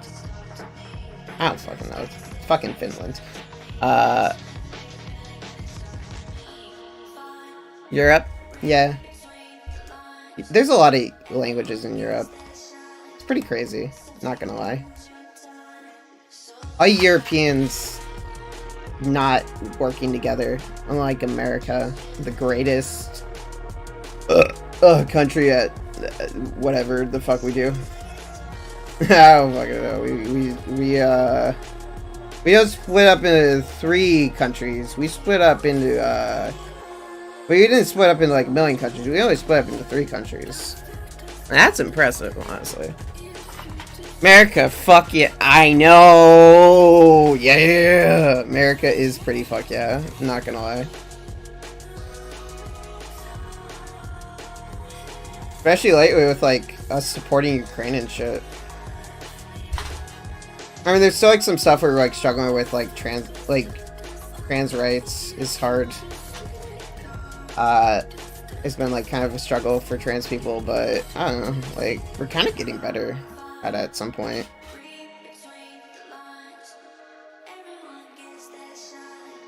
Yeah, but overall, yeah, I do like America. I think America isn't the worst place to be around.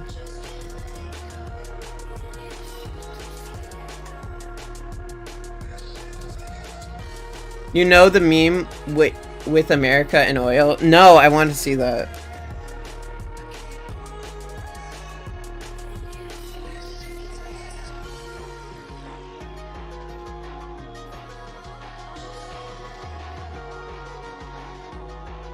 Sometimes it feels like America is literally like the most talked about country. And it makes me feel kind of awkward at times knowing how many eyes are on our country.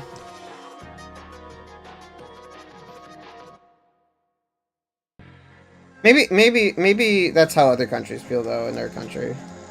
Maybe, I don't fucking know.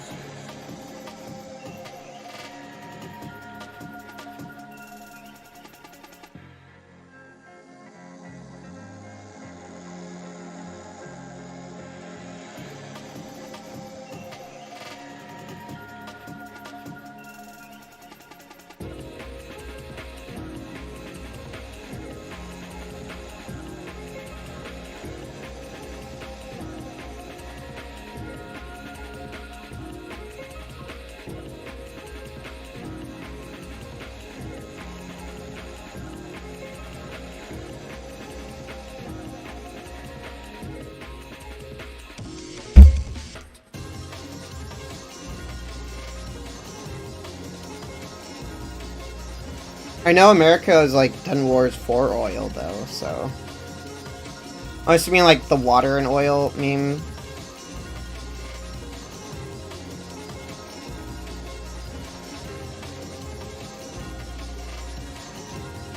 Africa, America, help, America, no, Africa, We have oil, America. Go Army, go, go, go, go. No, it's so true. Oh, it's so fucked up. Yeah, that's we tend to do that. We kind of like our oil, and not treating impoverished countries all that well, unless it's like Christian indoctrination. Just really fucking weird.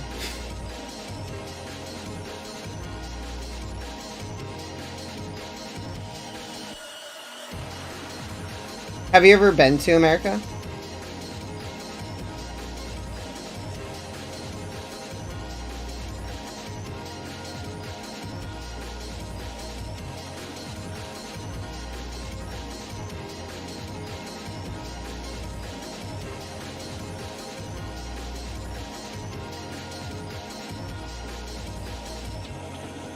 Okay, so I'm almost done with this. I'm mostly just like erase parts of these, honestly, so I can save time.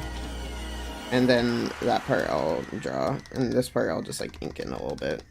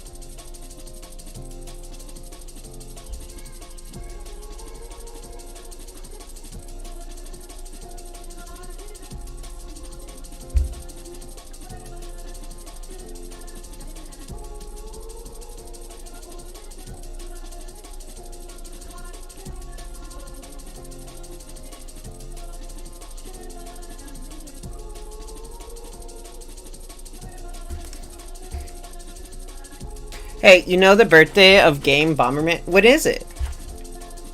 No money for Nintendo Switch, so no money for travel to America. Aww. That's sad. Oh, are you saving up for a Nintendo Switch right now?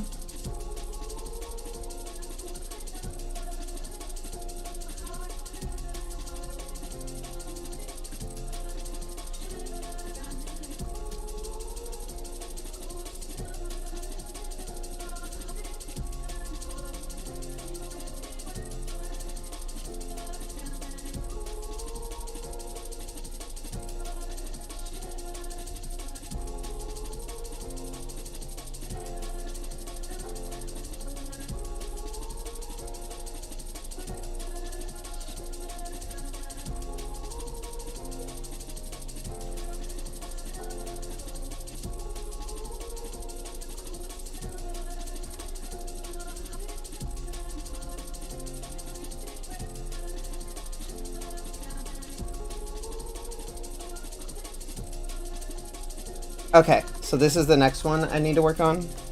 And this one's gonna be easy, honestly, compared to like the last one. I save money for food. Oh, I'm so sorry. Yeah, it's pretty rough out there with trying to survive for most people. I don't I probably shouldn't talk about it. I don't personally struggle with it as much, but I do go, my heart does go out there for a lot of people that don't have as much access to it. Like, it's pretty fucked up how much we treat people for, who just want to, like, you know, live. I don't know.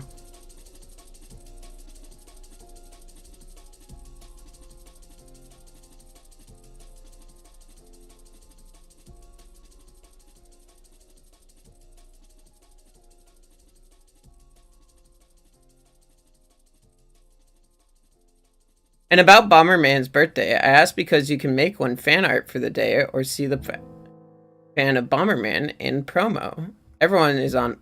That is true. I could totally do that. Would actually be really fun. I really do enjoy me some Bomberman, so it would be pretty euphoric. It would also just be pretty euphoric just to make some Bomberman fan art, honestly. Where is it? Okay. Oh, go back. Jesus. Sorry, I was looking at a reference.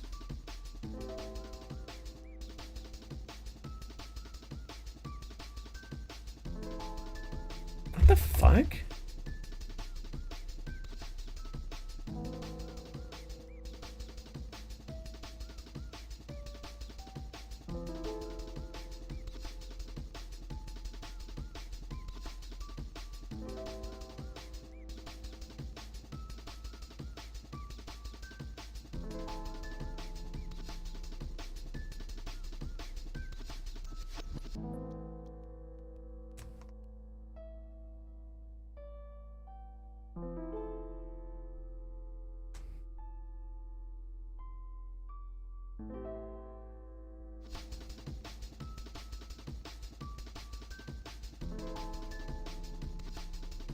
Okay.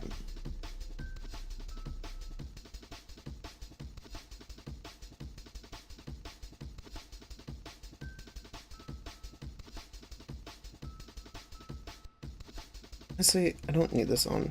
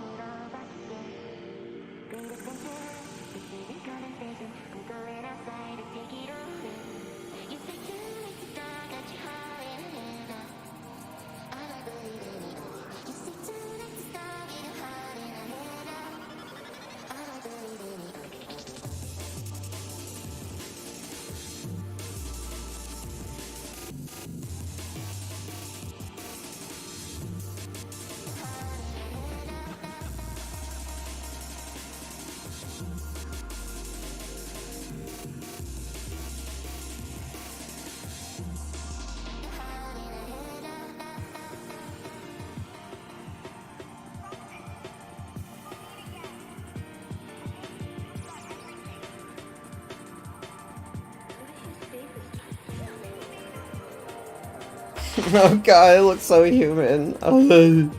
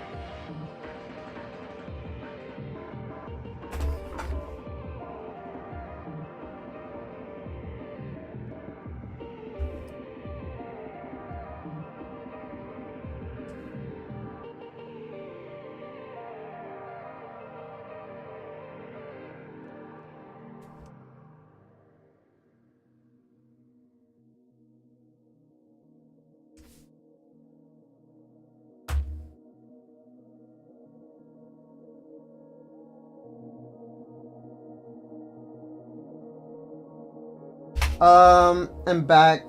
I was what? If you ever want like another game, you can make fan art for this game. And back, I was searched something. I lost something. Oh shit! Did you find it?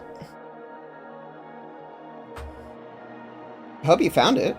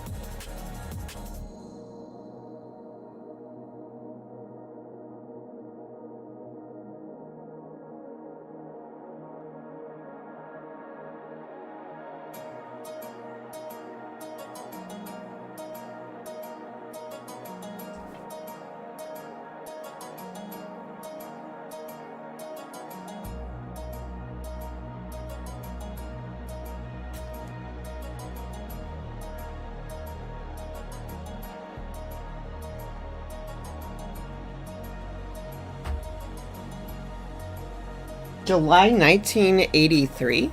Okay, I could work on something for July. I'm currently going to be working on a friend's birthday gift, though, so I might work on that first.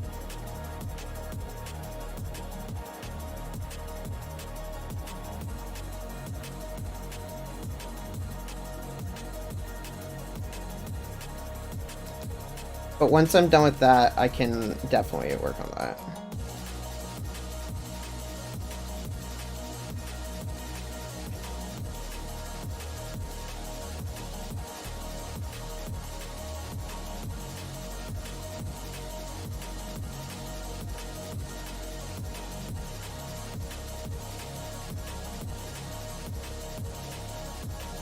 Okay, what is that size? 3.5.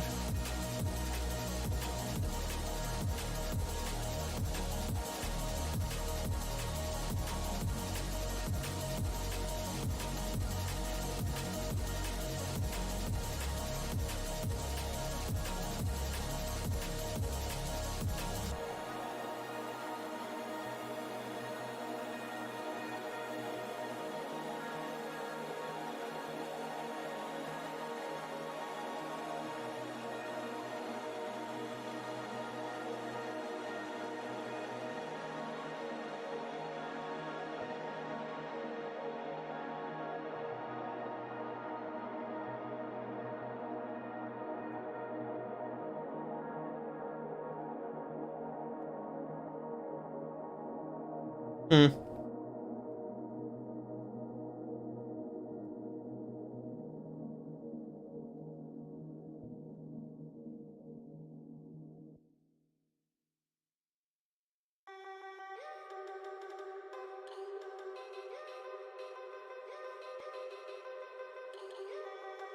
God, that's way too big. Holy shit.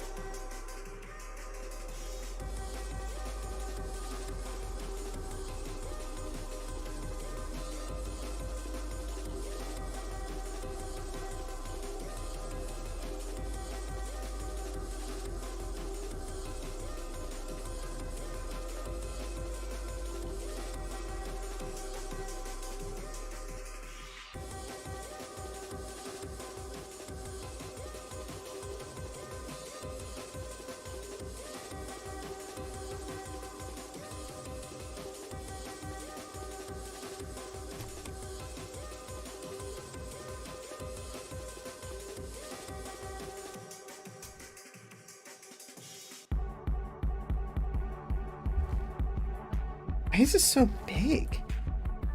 Why are you so big?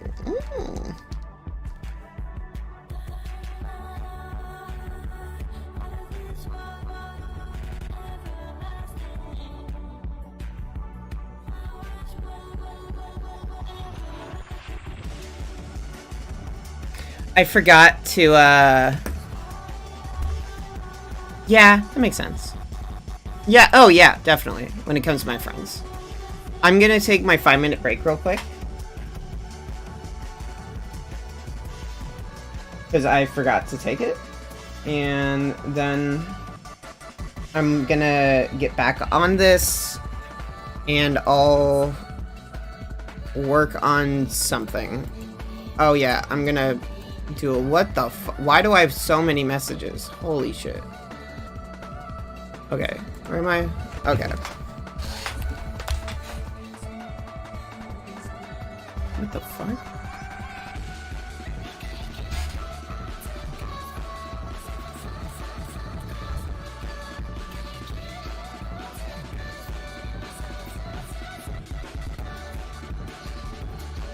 Okay. Oh god, I need to actually get some water real quick. I'll be back. And pee. And other things. And many things. I'll be back.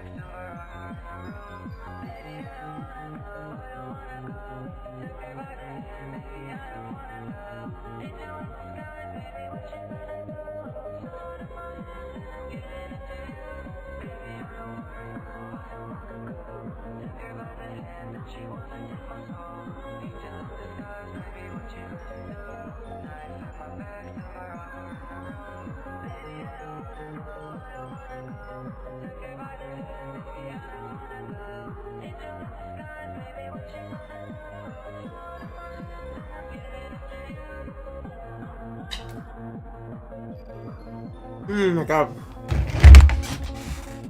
Oh my god, thank you. I am back now. Sorry if you thought I was back earlier. I just was grabbing my iPad and it was pretty good. Sorry, I'm just like my dad makes bread every once in a while, so it just tastes so fucking good. Oh my god, it's so fucking good. Holy shit. Alright.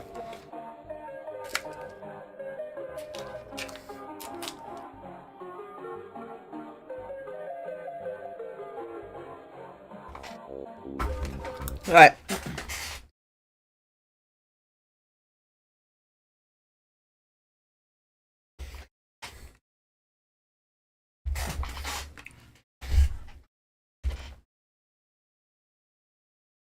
Fuck. Okay. What? Why is there no music playing? What's up with that?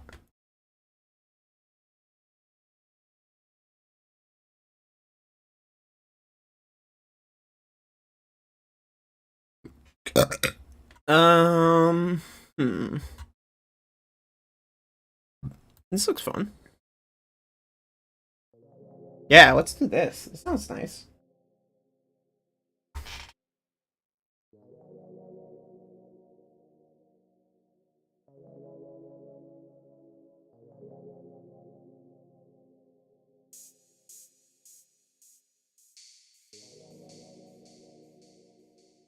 Okay.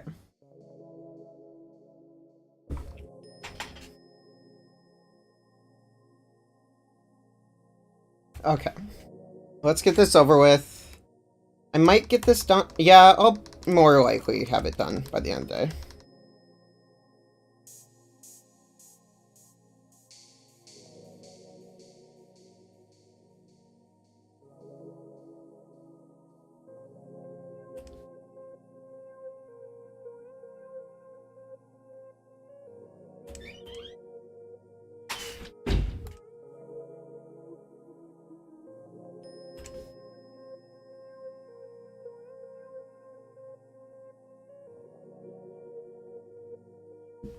How about instead this one will be green?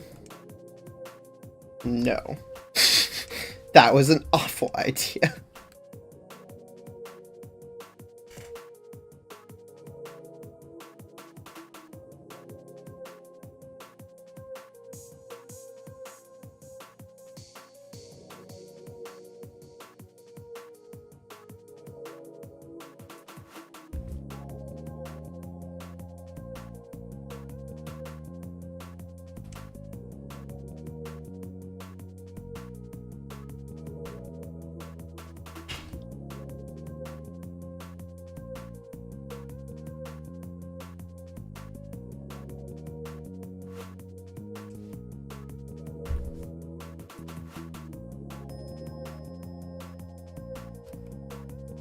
Yeah, I think I might make this, Oh, wait.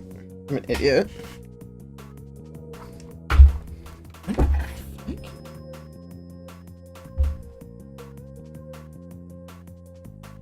Okay.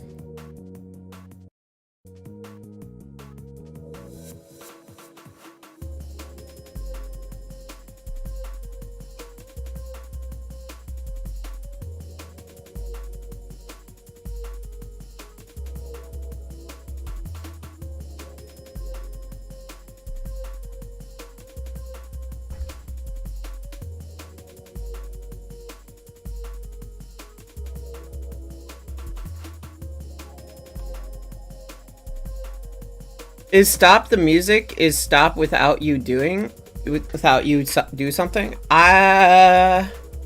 No, the music doesn't stop if I'm not around. It's just my computer's stupid. That's all.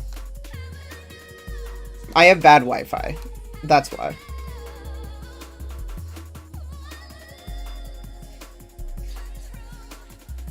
Sometimes when like we're watching a video or something, I'll stop the music, but like honestly, besides that, nothing really.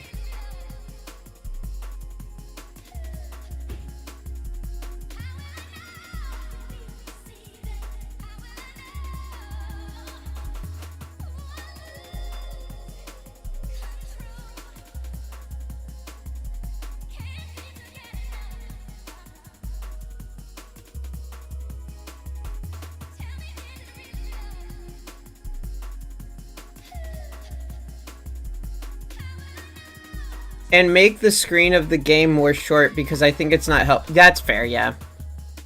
Yeah, that's true. That's true. Thank you. I appreciate it.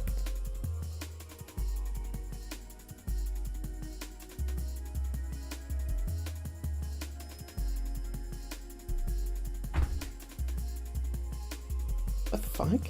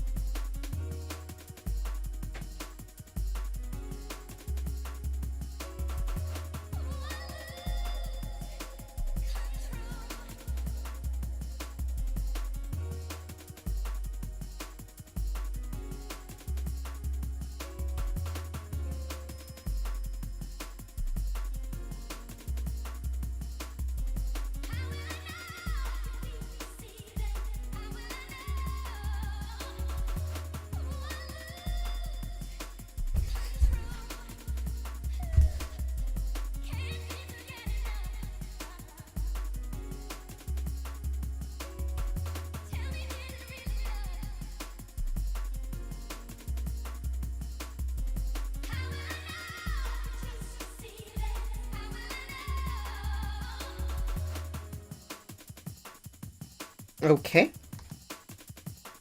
And now this pen will be much smaller. What the fuck is going on here?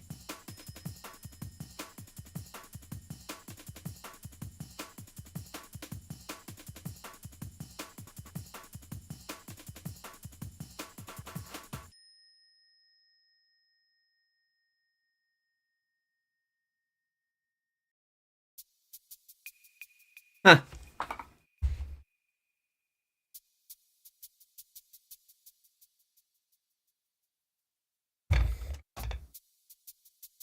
I have no idea why it does that.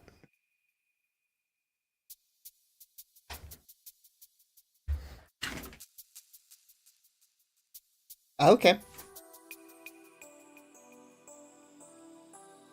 That was fucking weird.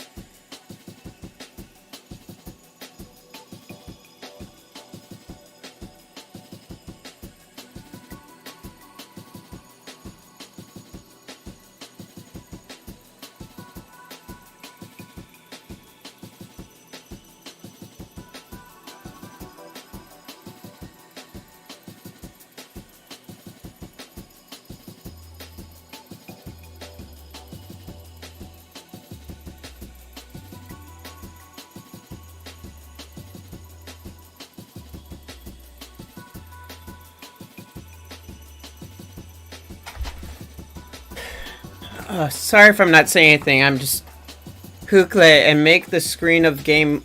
Oh yeah, sorry. I thought you said something that I didn't look at because I'm kind of in the zone.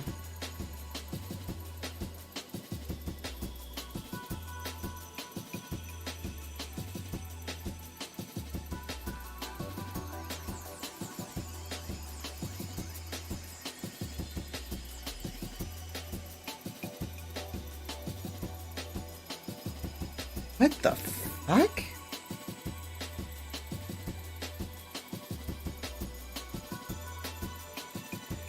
Why is my keyboard on? Okay, well, my keyboard's on for no fucking reason. That was fucking weird. Like, my on-screen keyboard just, like, activated, and it was just fucking inconvenient.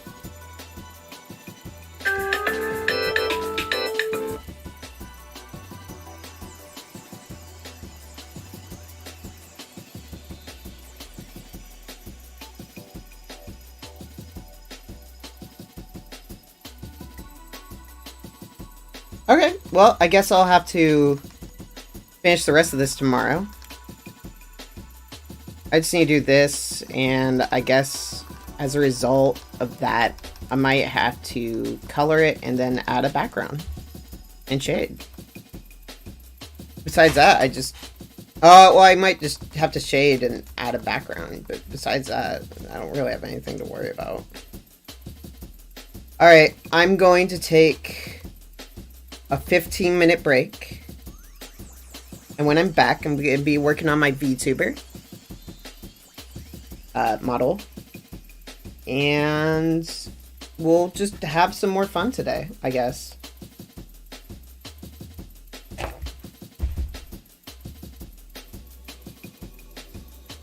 My god, stop. Fucking work. Holy shit. Oh, yeah, okay. Having to save.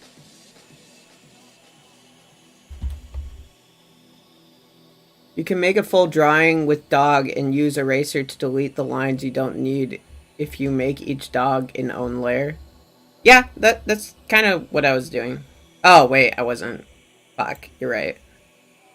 I think the part I'm more so worried about right now is, like, the composition of the dog. You know what I mean? That's what I worry about more so than anything. Okay, open in Paint.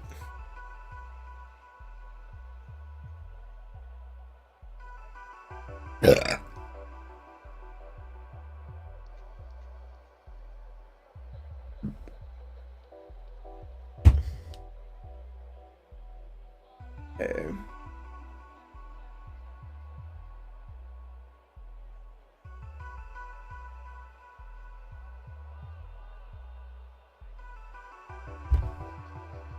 So one more thing I need to do, and then I'll head out. I'm just opening up the stuff I'm working on today.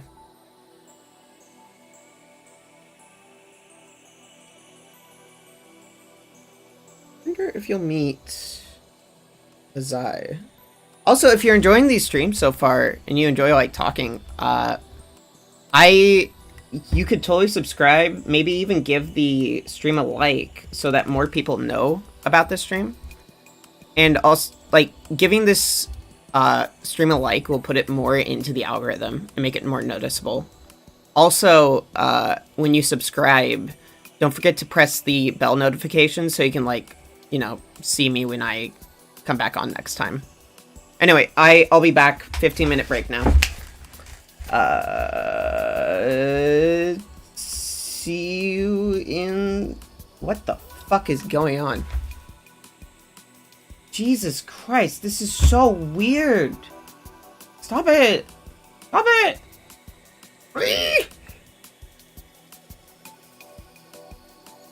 Oh, I know what it fucking is. It's my goddamn controller. Jesus, my controller is like connected as a mouse or something, and that's what it was fucking happening. Jesus fucking Christ. Oh my god. What the fuck?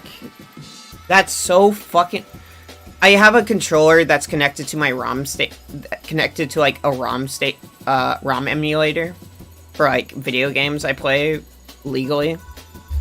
But one of the issues is the control stick is like connected as if a mouse whenever my ROM station is on, so I can like move around ROM station with a controller. I don't personally want it. I've tried turning it off multiple times, but it just isn't an option. But yeah, so sometimes it's just like that because I had my SNES on. Alright, I'll be back. See ya. I'll be back in 15 now, permanently, forever, I promise. Until after 15 minutes, and I'll be back. Have fun. Yeah. Okay.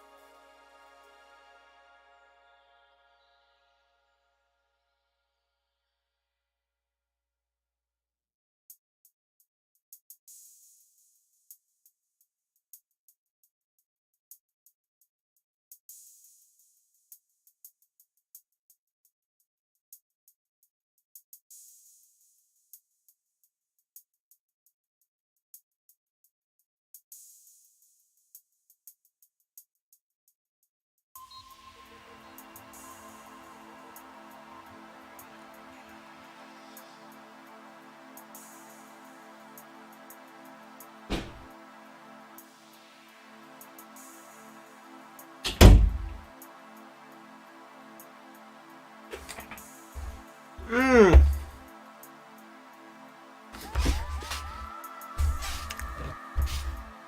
Up. Okay. So this one's gonna take me a bit to work on. Look, thank you. So I'm gonna play something in the background. Playing a video in the background because I think that would be fun. Look for something because I need to eat real quick. I'm eating something right now.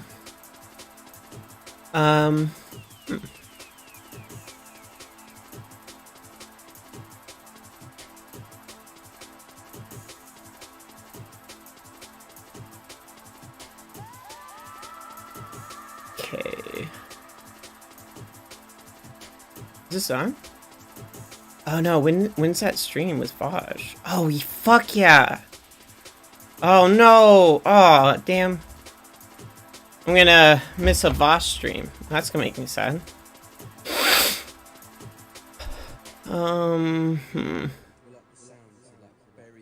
Where is it? I don't know.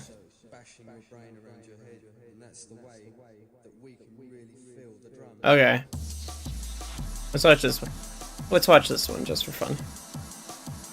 Mr. Beast made a video hearing deaf people, and it was kind of pog. Apparently.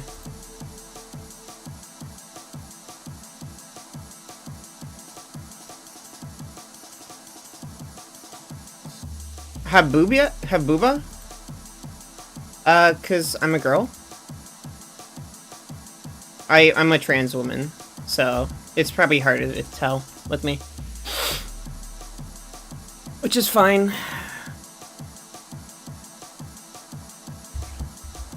Like, bikini? Or, I don't know. Huh? How's what? Being trans? I don't know. Oh. I don't have booba yet. I just came out.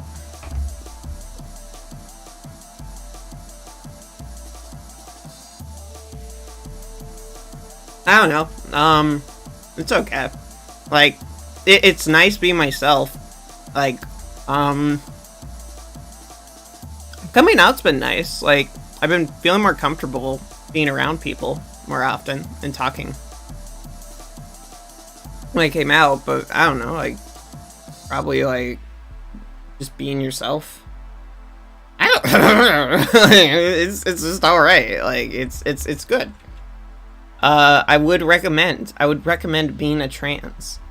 I'm not an HRT yet, though. I'm waiting for a little bit till I talk with my therapist some more before I make that decision. But, besides that, okay, I'm gonna play this video. Because, Mr. Beast. Yeah, it's alright.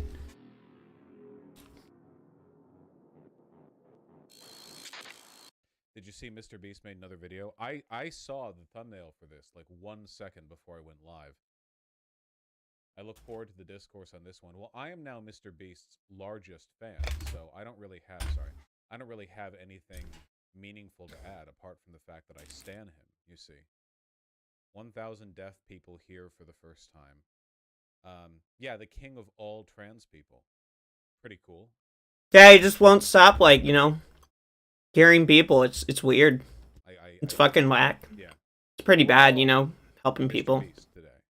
1,000 unenlightened peasants watch a Mr. Beast video for the first time. Damn. Put me in the editing team. Literally the same pic as the blind one. Well, yeah, I don't think anyone's praising Mr. Beast on the originality of his thumbnail formats. I'll say that much. It literally is the same. Yeah, from what Vosh said, it doesn't sound like the drama started yet. So, oh my gosh, I'm having weird hiccups right now. Holy shit.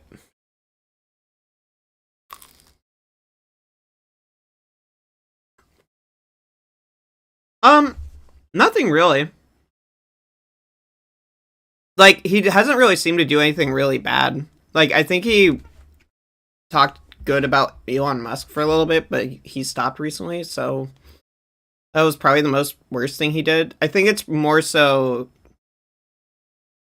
the only annoyance really is not with Mr. Beast curing people, but the fact that a guy has to be able to like the fact that they need a rich person to do it is what's problematic, and that this healthcare should just be like available for everyone to have, you know.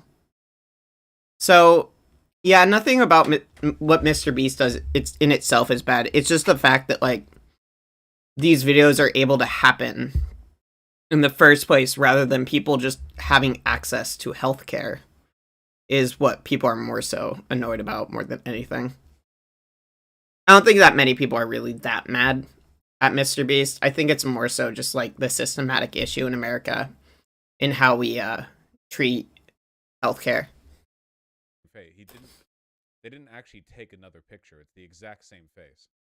Did they take another?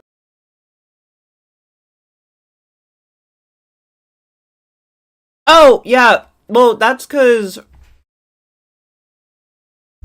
one of his employees came, well, not just an employee, but like his best friend came out as like trans, like any all, and is taking like HRT.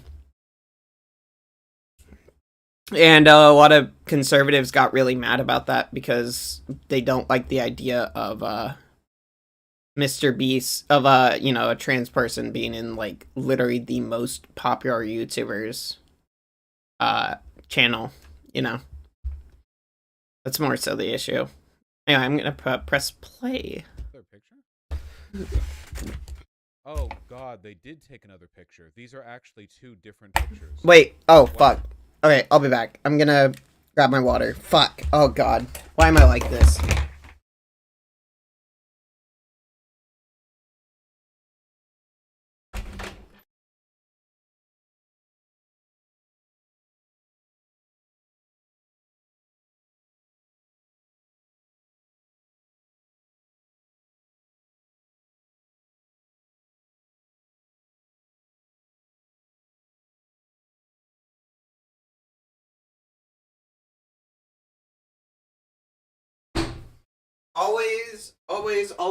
Always drink water. Please drink your water, no matter what. Layperson. Yes. Are you French?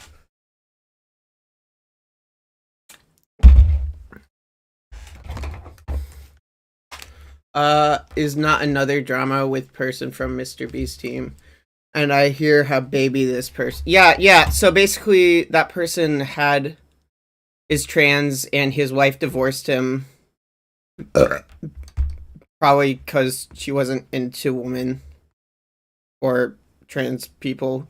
Because he's not a woman, he just is any all. Well, they are any all. Like they have any all pronouns. So like you can call her a guy. Well, not a guy, but I don't know. They're just super trans, and the wife's probably not into that, so they got a divorce. And people were blaming the trans person for the divorce when it's not really the person's fault for being trans, you know? I don't know, I think it's just super weird.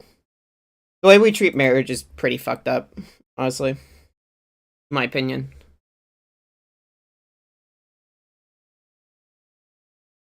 I'm just gonna make the screen smaller and get started on this project.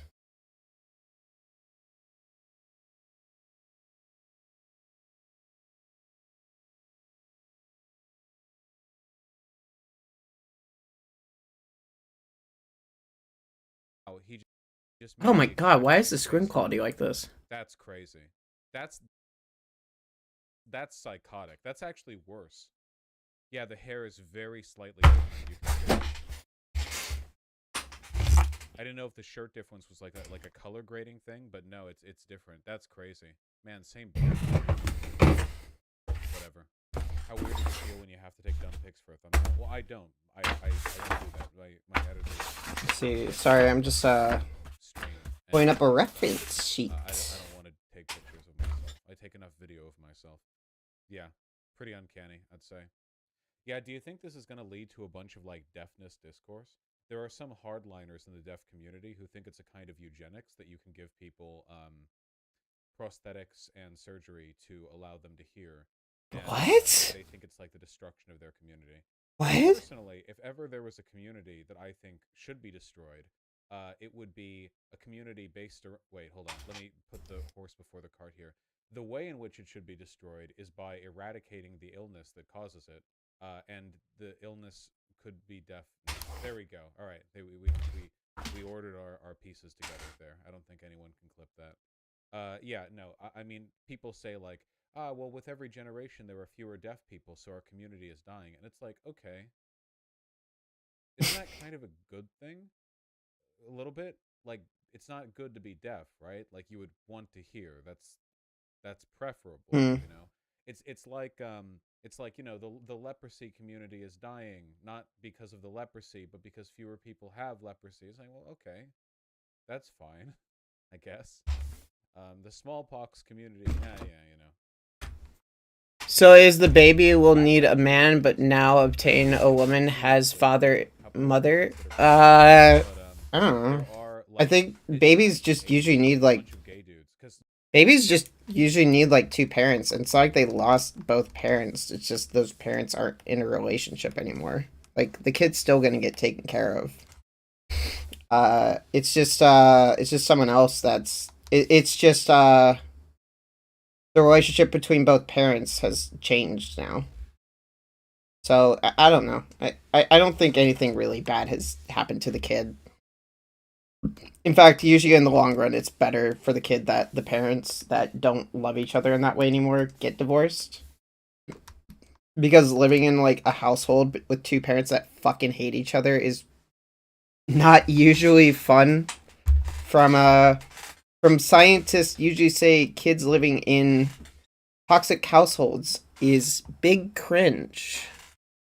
No, yeah, they still have their parents. They just don't live together anymore, and like the kid just gets to see probably their transparent on like transparent, uh, on like other days, or maybe they just I don't fucking know. Nothing really has probably changed. Trust me. All right, where is it?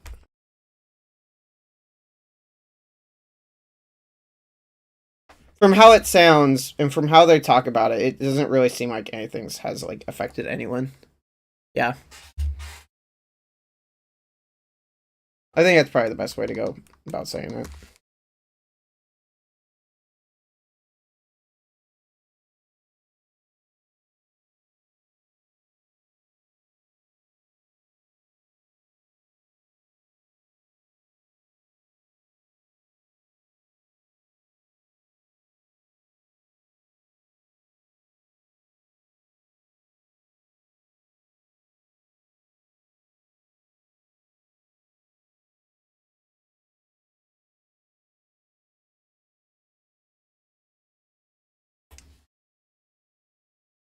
So now what I like to do when I am almost done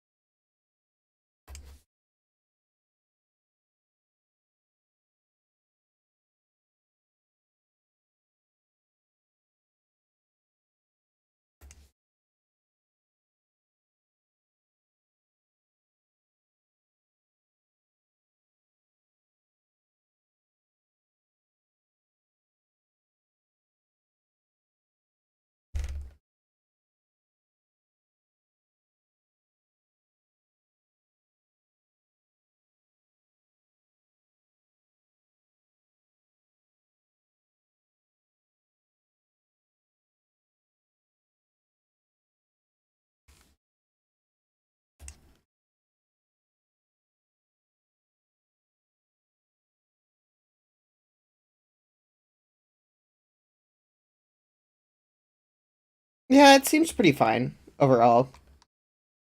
Yeah, it's a good silhouette.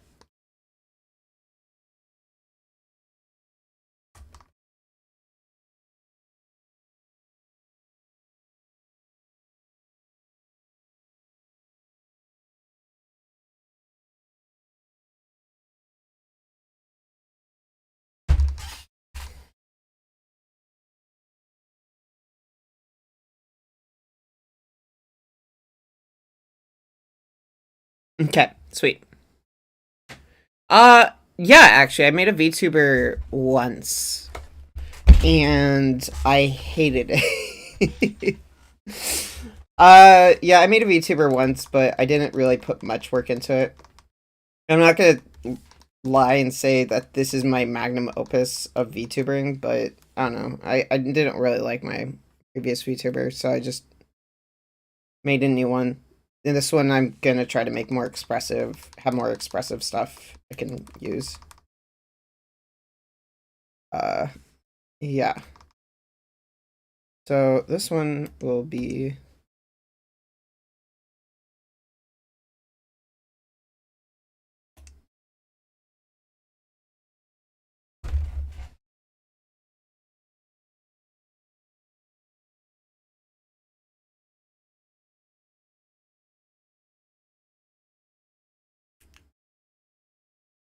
merge selected layer. Yeah, that's gonna piss me off for a bit.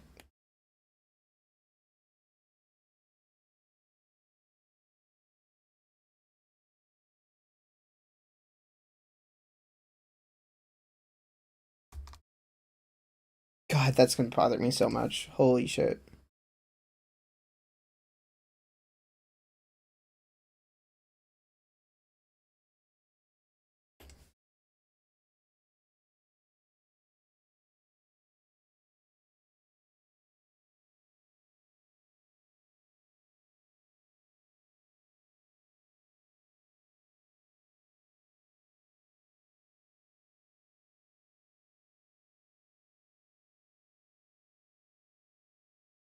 Yeah, whatever. I like this a lot more.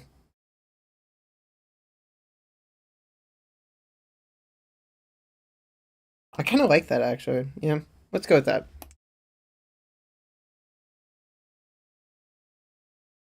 Fine. Nope. No, I don't want to obsess over this. Maybe you can try to make a Toon tube. That's actually kind of what I am doing, actually. That is what I'm doing. I just didn't say Toon tuber because I didn't know if people knew what those were, actually. So the fact that you said that, maybe I should start calling it a Toon tuber. So what's next is I'm going to make a lot of cute clothes for her because I think that would be fun and cute. And I think she deserves to dress nicely.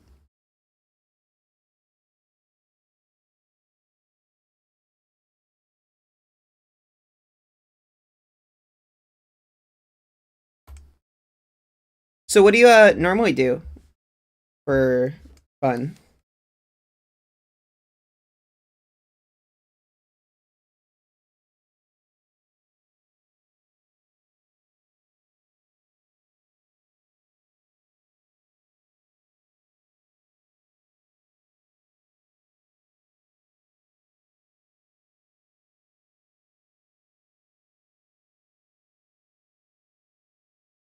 Drawing? That's what you do for fun? That's fun. I can relate with that. I don't know if you know this, but I'm quite the artist myself. No, yeah, drawing's pretty fun. What do you like to draw usually?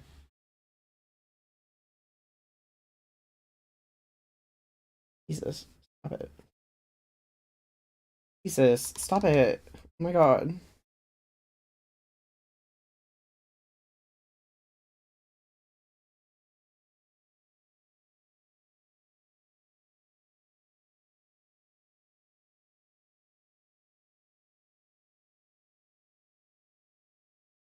Oh, fuck, I forgot. Just shapes? That's all? Do you, like, draw, like, those, like, pattern things? Right? So And some shit. people were like, okay, well, we have AIDS, so like this is our community, right? We're all AIDS positive, so like we can fuck each other, and like we're gonna die young, so you know, whatever. Let's wear some gay clothes. And sometimes people, you know, like that carries For other shit. for But begin? AIDS is both less I don't know common what that is. more survivable and also kind of preventable now. So there are some people who are like, man, back in my day, we had AIDS like men, and but they don't get taken as seriously. I guess I don't know. It's not quite the same as the deaf thing.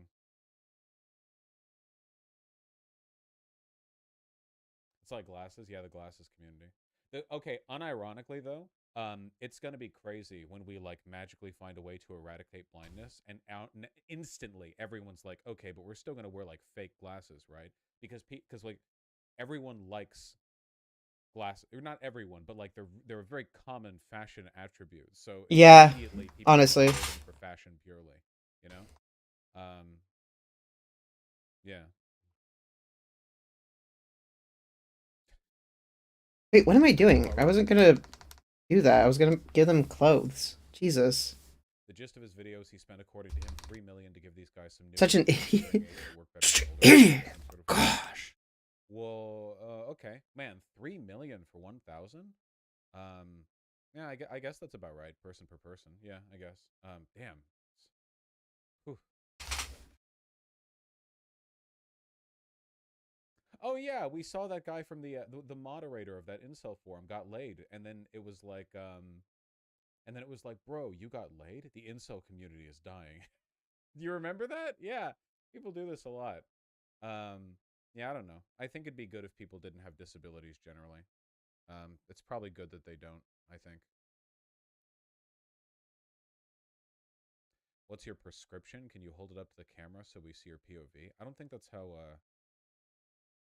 actually, I don't know what happens if you hold glasses up to a camera lens. Does it capture the degree of distortion you'd see with your actual eyes? I have actually no idea. My vision's pretty bad. I don't know. Beginner, I and can't maybe even you see can very search well. later tutorial. Oh yeah. Oh, you mean for beginners? Sorry, I can see that I might be Yeah, blurrier that's than fair. normal, but it's being filtered through multiple layers of blurry from my This end. is really quiet. I don't know. It's okay. Thank you. Vision's pretty bad. Yeah, you're blind as shit. Yeah, you can see the lens is thicker than the the the frame. So I think I need new ones too. Get LASIK. I don't really want LASIK. I don't mind wearing glasses. It's fine. It looks pretty good with LASIK is glasses, very to be much better. honest. Man, I'm just really worried about because I know for a while LASIK surgery was like not that reliable, and when the tech came out, there were a bunch of companies that rushed to be like the supercuts of LASIK surgery, like yeah, $99 eye surgery, good luck. And then you hear about people who have like vision problems or like permanently itchy eyes, like for the rest of their lives. That dude, like I've been wearing glasses basically since I was like 4 years old. I'm pretty used to it by now. Yeah, there are some modern LASIK providers that say they can get better than 20/20 vision. Well, you can have better than 20/20 vision. That's just considered like the gold standard, basically. But yeah, I don't know. You can have better than People with 20/20 disability vision. or a deficit like poor vision shouldn't be treated any different in a negative way by society, but we should not enshrine such things and shame others for getting fixed or improved. Yeah, this always weirded me out. Like, some people pretend that being disabled isn't worse than not being disabled. And by worse, I don't mean ethically, like you're less of a person. You're not. I mean, like, in terms of just general life quality and ability, right? Like, that's why it's called disabled. You have less abilities. I don't know why. In my experience, when I've talked to disabled people, by the way, like, they find it really patronizing I'm when gonna go normal-able people because it's talk about late like in my country, differently so I'm abled gonna people. go Like, sleep. a Night. person Have in a a good day. Thanks for wheelchair watching. isn't Don't forget to differently leave a able. like on the I can sit in a stream chair and if you spin ever a want wheel if to. I want to. If you Right? ever I feel can like do it. that. You're Hopefully, I just can see you worse than again. me. There aren't things you can do and things I can do. There are things I can do that you can't do. I don't know. It's very patronizing, I think, the differently abled thing. And every disabled person, like every person on crutches or a wheelchair that I've ever talked to has agreed with me, you know. I think a lot of them are just like, well, yeah, so there are things I can't do, and then like move on, right? That's fine.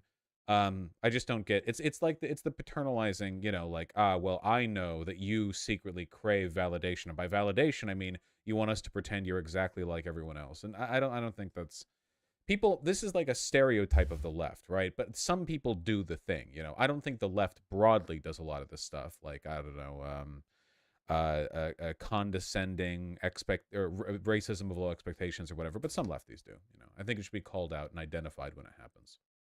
Open the autism eugenics can of worms. Well, I don't think autism's a disability.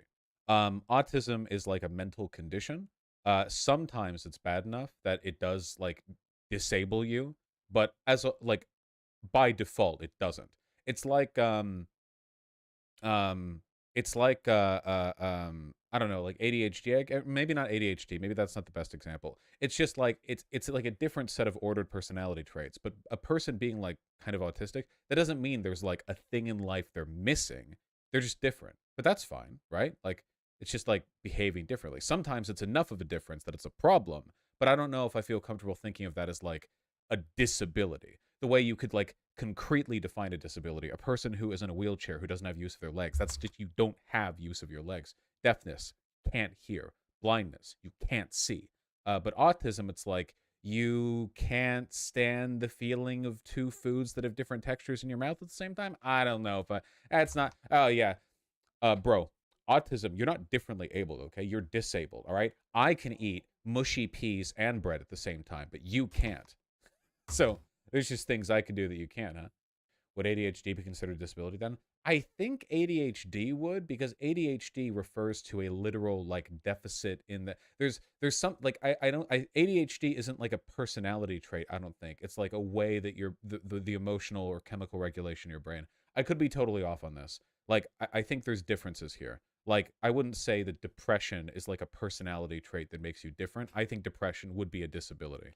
Obviously it's not a physical disability, it's more complicated, but Oh, like god I don't damn think it. I don't think you could say like, oh, a person has depression, you know, they're just different. Well, no, they're not different. It's just worse to have depression. It's not like a give and take. It just sucks to have depression. So, you know, OCD probably. I mean, I'm not like a psychiatrist, you know. I'm just saying like broadly that's how I think of it. How do you feel about potentially rectifying genetic disabilities like Down's or dwarfism? Well, it depends on how you rectify it, right? Do you mean like selective breeding, or do you just mean like, hey, your fetus might end up with a big disability? We can like give you a shot, and that will make it so they don't, you know, like that kind of thing.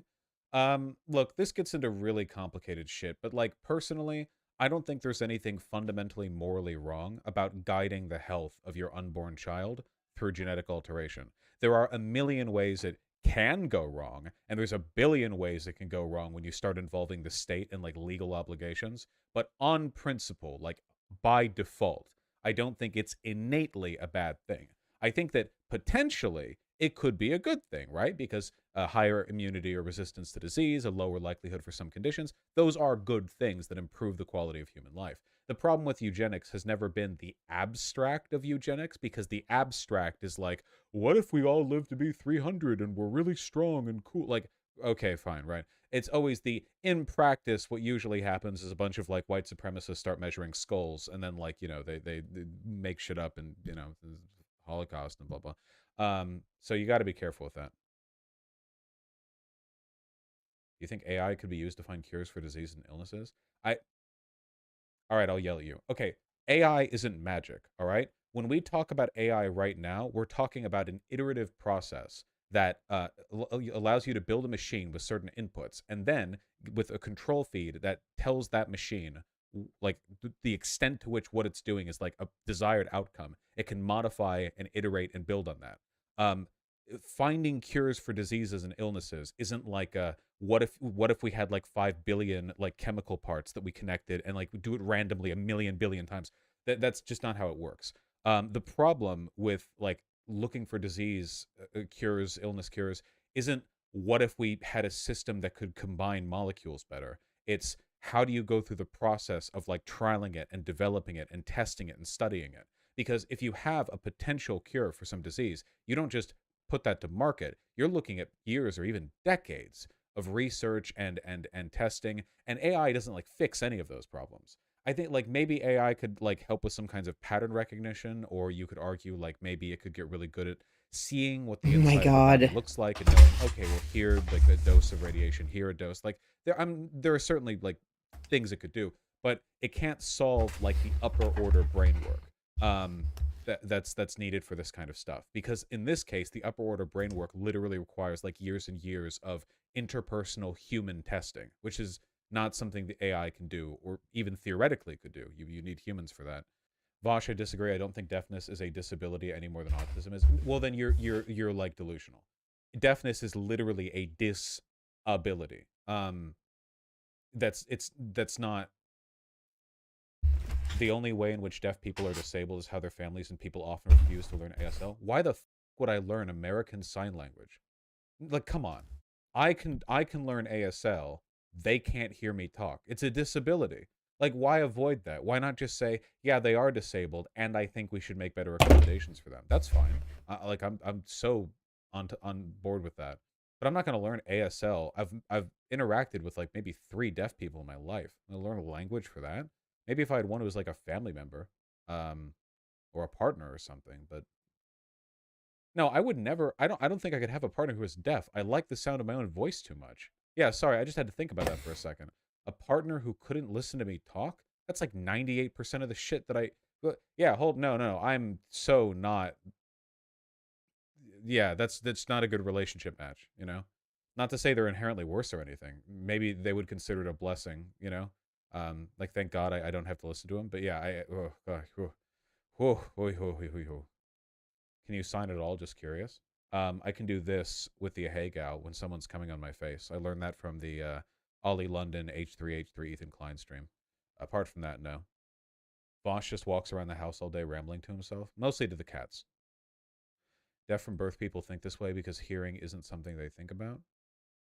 Well, yeah, it's a disability no matter what, but yeah. Do you agree with my take that it is morally correct for parents to get the shot that would prevent their child from having Down syndrome?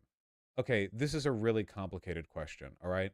But so you have to like arrive at an ethical framework to begin with. And the fundamental question is an action which leads to an outcome as much your responsibility as the consequence of your inaction in the same situation? Or to put it another way, would it be morally wrong for a pregnant woman to do drugs that would give their child Down syndrome? Most people would say yes.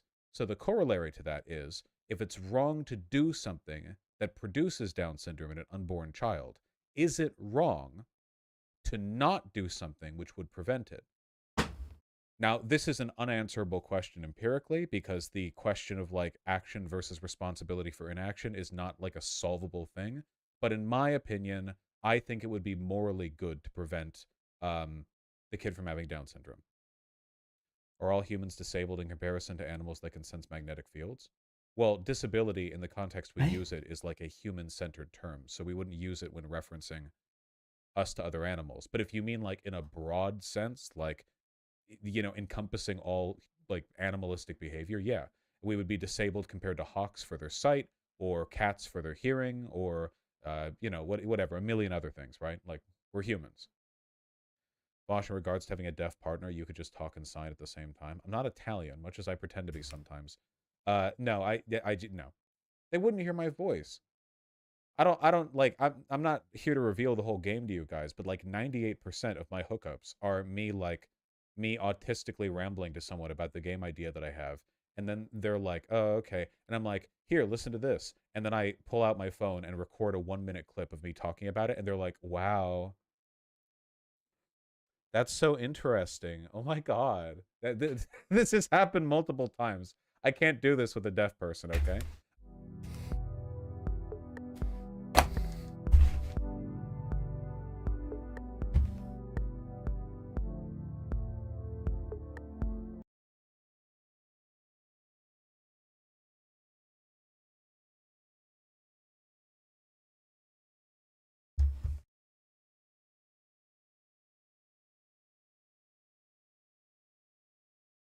Hmm. What was this? Oh yeah, that was pretty fucked up. Really hoping to get that subscribe, but I didn't. Failed. Damn, I failed. I didn't get that subscribble. What am I gonna do? I'm not a real YouTuber. I can't get one person to do a subscribble. I'm gonna go back to that, since they're gone, I'm gonna go back to that video. Me, watching debates happen.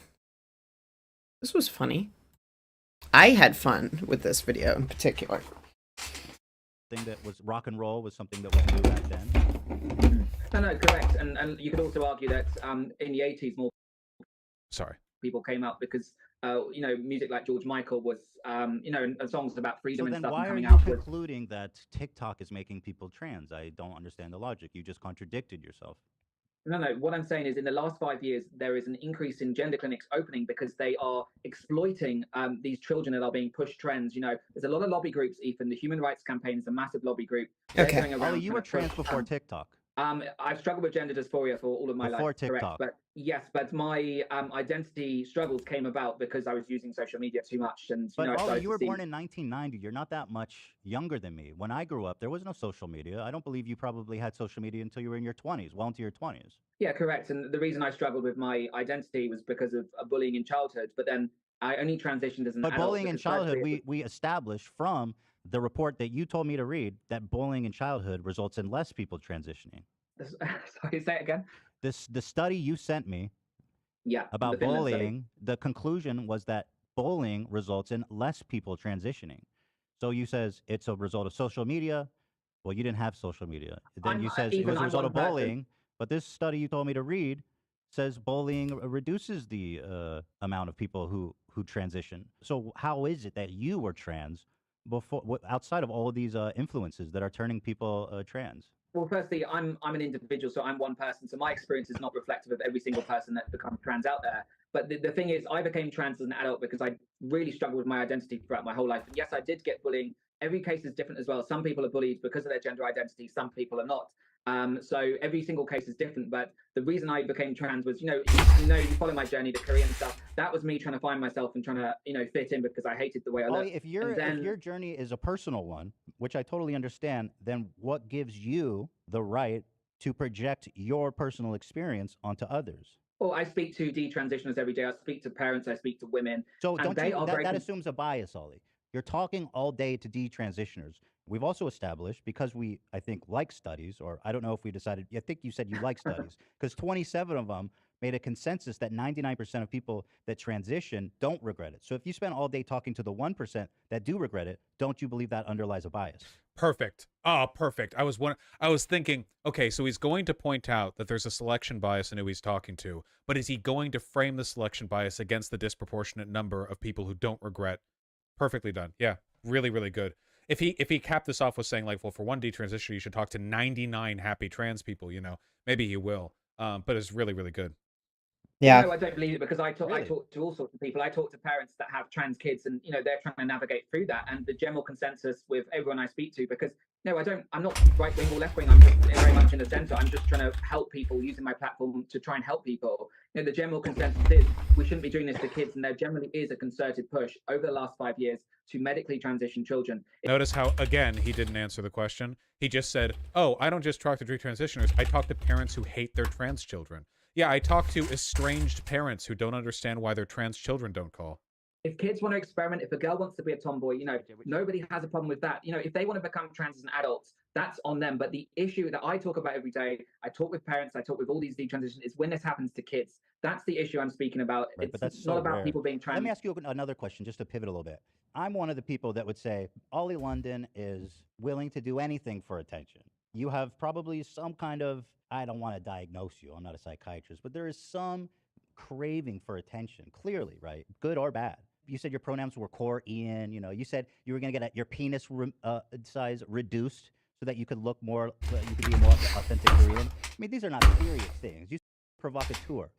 Is it possible that you are participating in this right-wing grift because, one, it's making you a lot of money, and two, it's getting you a lot of attention? Is that possible that you actually don't care and that your beliefs are empty. Is that No, possible? absolutely not. So when I struggled with my identity for years, I generally was struggling, and I was lashing out at bullies. And the more I would get bullied online by YouTubers and people on TikTok, the more I would act crazy because I was trying to feel validated and loved. And it was very Well, unhealthy, the Ethan. I'm not conservative hiding that. movement has offered you quite an open hand. They're very glad to be using you as a mouthpiece against trans people. So it must feel good to be being accepted from somebody, even if it is at the detriment of many people who are at risk, trans people. It must feel nice No, to have people supporting you. no, it's nothing to do with that at all. I could have easily continued doing K-pop. I could have focused on TikTok, which, I used to really enjoy doing TikTok. I'm not the best singer. I like to make fun, entertaining videos. I could have stuck with that. In actual fact, when I detransitioned, I lost so many brand deals. I lost all my invites to New York Fashion Week. I was front row every Yeah, but now season. you're I on lost all Tucker my invites. Carlson. I mean, that's the biggest show in the world, or it was. Rest in peace to the goat. Yeah, he was the original goat. But no, it's nothing to do with that. Centrist, by the way. So you say it's not possible that you are just doing this for attention. If we go back, here's a recording of you saying that you're using the BLM movement for attention and for cameos. Here, listen. Millions. So it's basically every time I do a music video, it's like, if it's £1 million, it's £1,000. So if I just keep releasing music videos, that's like enough. And then also because I've been a lot on Twitter, there's been so many people talking about me on Twitter because I'm supporting the Black Lives Matter and protests and stuff. So I had 200,000 views on the video. So because of that as well, I'm getting a lot of requests. So it's just, I'm just staying relevant in the news, on TV and stuff, because the more exposure I have, if I'm trending on Twitter or whatever on TV, then the more cameos I get. So yeah, just So here you say you're supporting. Man, this was like the biggest red pill that I ever had to take when it came to politics, and it's that I think overwhelmingly conservatives don't actually believe what they say they believe. This is why I say conservatism is a mental illness, and I'm not kidding. I think that the majority of leftists and even liberals have, not always, of course, but some kind of principled set of beliefs in something, even if it's vague, undefined, or if they're hypocrites about it. They do have these beliefs. Most conservatives, and by this I mean pundits, by the way, not regular, honest people, pundits, people whose job it is to promote this ideology. Because most people are pretty apolitical broadly, I think. At least their thought process is incoherent. Most conservative pundits are empty and they're aware of it. They have some kind of vague hatred and discomfort inside them that they externalize politically. But for the most part, they don't actually have any beliefs, and they don't think we do either. People like Charlie Kirk don't believe much. He's like a little Hitlerite, like he's a little Nazi. He believes some stuff, but most of it is about personal aggrieved entitlement, I'll put it this way. I think that Richard Spencer has a strong political belief in his superiority over non-white people based on him being white, but politically, I don't think he really cares that much about what the world ends up like or where he ends up as long as he's on top. His belief is my God, purely I'm trying to self-centered, find and everything else is just kind of a cluster of vague sharp associations. angle. Look at Steven Crowder. He talks about being a family man, but it turns out he's an abusive piece of shit, chain-smoking cigars while demanding his pregnant wife do more and not leave with the one car he doesn't buy more of so that he can control her. There's no synchronicity between what he talks about believing and what he does do in his life outside of him being hateful and insecure. And this is the reason why arguing with conservatives is often so difficult. It's not because their beliefs are difficult to debunk. They're very easy to debunk. It's because you're arguing with a shadow. You're arguing with a ghost. Even people who I do think have some veneer of sincere belief, like Ben Shapiro, are fully aware of the fact that they need to lie to promote their values. Ben Shapiro lies consciously, but I think he does so. Oh, is in it the belief that he's correction? protecting some core set of values. Sharp angles. I don't think Okay. he lies. Maybe I don't have in correction. a solipsistic sense. I don't think he lies thinking that there's no difference between truth and Wait, I untruth. do? I Oh think my he, God, I he's just now just seen playing it. the What the game, as fuck? he would think it. Like, That's how so he funny. imagines it. But people like Ollie London don't actually believe anything outside of a need for attention, a grift, and basically just psychological damage that they funnel through political systems. Do you guys understand? I just want you all to understand that when I say conservatism is a mental illness, I'm being completely sincere. I'm not being facetious in a characteristically cruel and derisive way. I fully mean it. A lot of them really could have just gotten therapy and we wouldn't have to live in this world. BLM to stay relevant and because it gets you more cameos. Have you been getting Well, more firstly, cameos since you went right wing? well, firstly, that audio was from a number of years ago. It was edited deceptively by somebody that was completely uncredible, and Well, just it's your basically desperate for voice. attention. It's your voice, correct? It's my voice, but it was edited deceptively to try What and make about it? me look bad. So what's the deception? So I'm not doing any of this. What I'm doing now is to try and help people. You know, previously, even I'll admit What's it. the Previously, I deception, had some Ollie? very You tell me unhealthy it's behavior. deceptive. I'm open to hearing you out. How is it deceptive? I'm explaining. So, you know, previously I had unhealthy behavior where I was generally like thinking, oh, how many likes can I get? How many views can I get? Because I was in a really crazy mental health place. And, you know, the more surgery I would get, I would feel worse about myself. So I would try and be It validated. feels like by a online child trying to and things. explain But in why they fact, you know, did Unlike something. in the how? BLM, actually, no, I'm not doing it now. If I Right. wanted to, Ethan, Which is if why I you're on wanted the to, show. no, if I That's why wanted you're on to get Tucker. attention and stuff, Yeah. I would stick to doing TikToks. I would stick to doing my K-pop music You were getting a videos. lot Oh more. yeah, if I wanted attention, I would never do stuff like going on Tucker Carlson. Yeah, you know. Yeah, again, he can't engage because this is just attention for him, you know? Attention right now. I mean, you're getting a lot of attention right now. In fact, you wrote a whole damn book about it, Gender Madness. Well, what I'm doing now is because I've actually come to a realization that I have had some very unhealthy behaviors in the past, and I'm trying to remedy that. You know, because I can't sleep at night when I think, you know, have I done? Notice how he didn't say how it was edited deceptively? By the way, the funny thing is in that clip, it couldn't have really been edited deceptively because you can hear a consistent breathing noise through the whole thing. Not to say it's impossible to edit a clip like that, but editing, you know, like clipping out bits when there's like a constant like a noise that you could track that goes up and down in pitch like that, that's pretty tough. It sounded like it was just him talking, man. Something bad, have it been a bad influence? So I'm actually trying to remedy that and devote my I hate time to tell you, if activism. that's what you're concerned about, you're going to feel really bad when your next phase comes around and you realize that It's you were not a phase, Ethan. the mouthpiece for really hateful people. Ethan, it's not a phase, and I'm not a mouthpiece for anyone. I'm literally just trying to speak up. It's about not a issues that I have phase. finally woken up to It's see not what's a going on in the world. phase, Actually, Dad. That if we look It's at all not a these different phase. iterations of your personality, the one consistent thing is a need for attention. You could say that about Trisha Paytas, who was your best friend and you used to do a podcast. Oh, I do say with. that. You I know, mean, she yeah, I would had- say that about Trisha Paytas. Sure. Are you like she had Trisha different Paytas? identities. Oh, you can tell he's mad here. First of all, this is what the home is. He gay? He's coded gay. This is what the gays do when they get upset, like the lashing out. Second of all, I really don't know if you're pretending you're some kind of like humanitarian advocate for a political movement, and then you want to compare yourself to Trisha Paytas. You know what I mean? Like, oh, sure, okay, well I do it, but also Trisha does it. You know, all right, well. But she had a wake up call, and then she realized that, you know, she could be an influence to others, and she's really a positive girl. She's doing amazing things at the moment. And, you know, I had a wake up Trisha call was as well a chicken because I was, nugget, I believe. Do you empathize with that, Ollie, as a former trans Well, person? Ethan, I'm vegetarian, so I wouldn't empathize with her being So you're saying you're like yeah. Hey, congratulations on that. We support that. Ollie, do you believe you're like Trisha Paytas? No, not at all. I'm not comparing myself okay. to her. I'm just saying that she had a lot of identity struggles. She had some unhealthy behaviors. I had some unhealthy behaviors. I struggled, but I am remedying that now. I'm working hard every Like day Trisha. to try and be a better person, to try and help people. And that's what I'm focused on. So people can Good. call me what they want. I'm not a mouthpiece for anyone. I'm literally trying to help Okay, make let's the world pivot. a better place. Let's pivot. This came about when you found God, right? You and you can fill in the blanks here. You Oh God, he pretends to be religious? I didn't even know that. were confused. You were a transgender woman. You were selling kids lunch boxes depicting a trans woman on it. That's pretty low by your own definition. And then you were walking around and you found God. You entered a church and then you realized, hey, this is a cool vibe, maybe.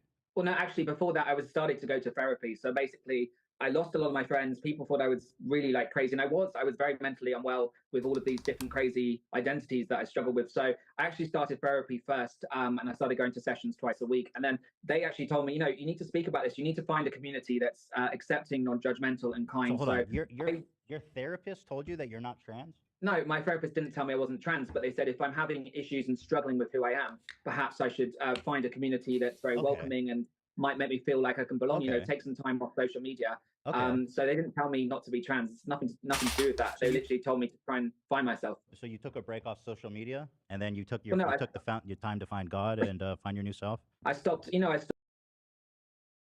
stopped spending hours and hours a day on TikTok and YouTube, which was, you know, messing up my mind. And I actually left my phone at home. I would go to therapy sessions, and then I started going to church. And it made me realize, there's more to life than just being online or whatever. I need to actually make a difference in this world. And I've spoken to so many people that are concerned at the direction the world's going in. And, if I can try and help parents and help, women and stuff and speak up for people, then, I can feel good.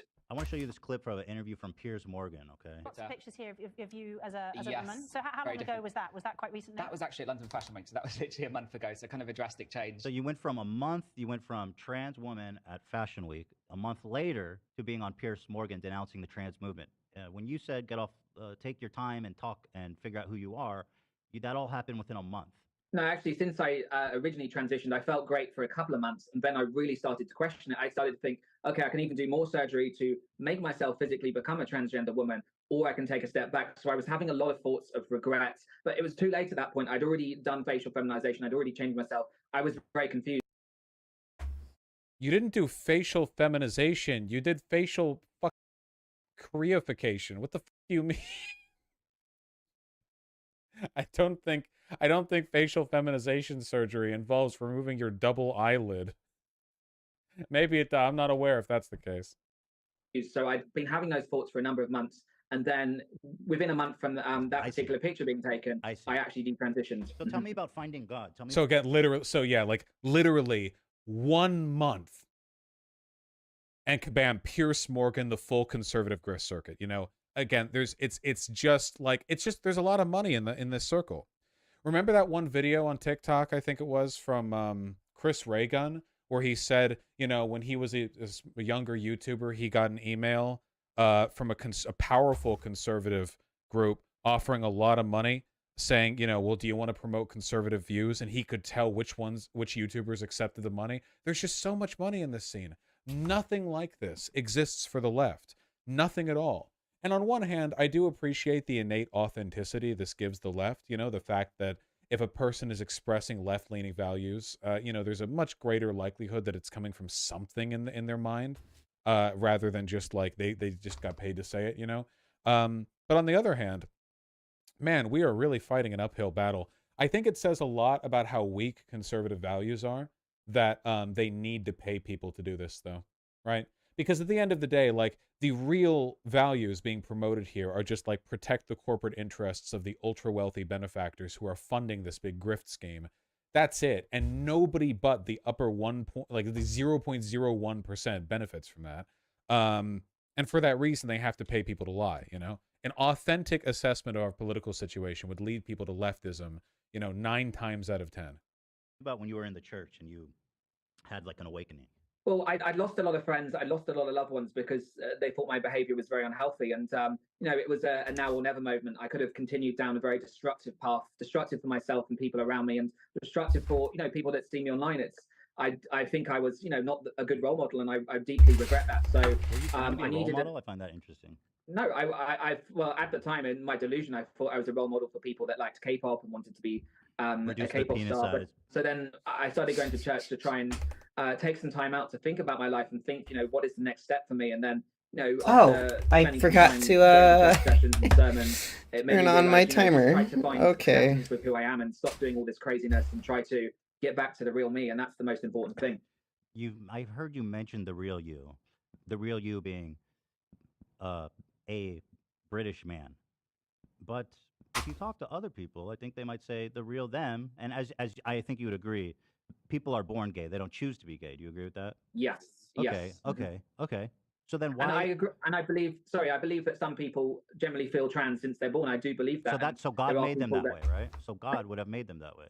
I just believe that some people are born as trans, but my issue is kids being indoctrinated to transition when they didn't think about that before. So however you're born, that's the way you feel, then that's okay. But I don't believe in people that wouldn't think about these things being indoctrinated to change. Because you said you want it. I know I've said this a million times before, but by indoctrination, what they mean is exposure to the idea. There is no way for a young person to feel trans in a way a conservative would go, oh, well, that's an authentic feeling. We have anthropological records of what are essentially transgender women in pre-colonial civilizations across the planet going back thousands of years. We know for a fact that TikTok didn't make people trans, and we know quite often. Wasn't the trans woman Roman emperor? Didn't she start with this shit like young? What age was she when she was emperor? Trans woman Roman. I could be misremembering. It's possible that she started.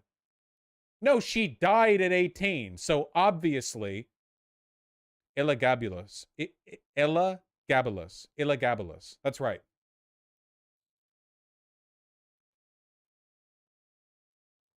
So did TikTok transgender her? He replaced the traditional head of the Roman pantheon Jupiter with the deity Elagabal, of whom he had been high priest. He married 4 women, lavishing favors on male courtiers thought to have been his lovers. He is reported to have prostituted himself. Interesting thing for an emperor, or I guess empress, to do. Developed a reputation among his contemporaries for extreme eccentricity, decadence, zealotry, and sexual promiscuity. Damn, truly a trans woman, huh? According to Barthold George Niebuhr, the name Elagabalus is branded in history above all others because of his unspeakably disgusting life. A model for the rest of you to aspire to, I suppose. Rise to power, religious controversy, gender identity.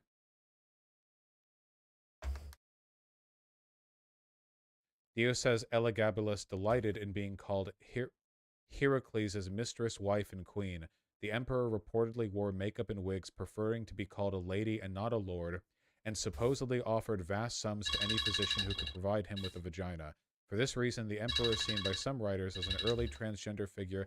This is such a historian, like, these 2 men who lived together, fought together, and died together were roommates bit. Some writers consider this a subtle sign that he may have been a transgender woman. You know? Oh, anyway, TikTok got to her, I guess. When you're on these shows, you kind of make a point about being like, I'm going back and I'm being true to myself, implying almost that like this trans thing is just some kind of silly psychosis you had. But you're saying now, being born trans is actually a state that God creates people in. I'm saying that some people are born trans, some people are born But does gay. God make people trans?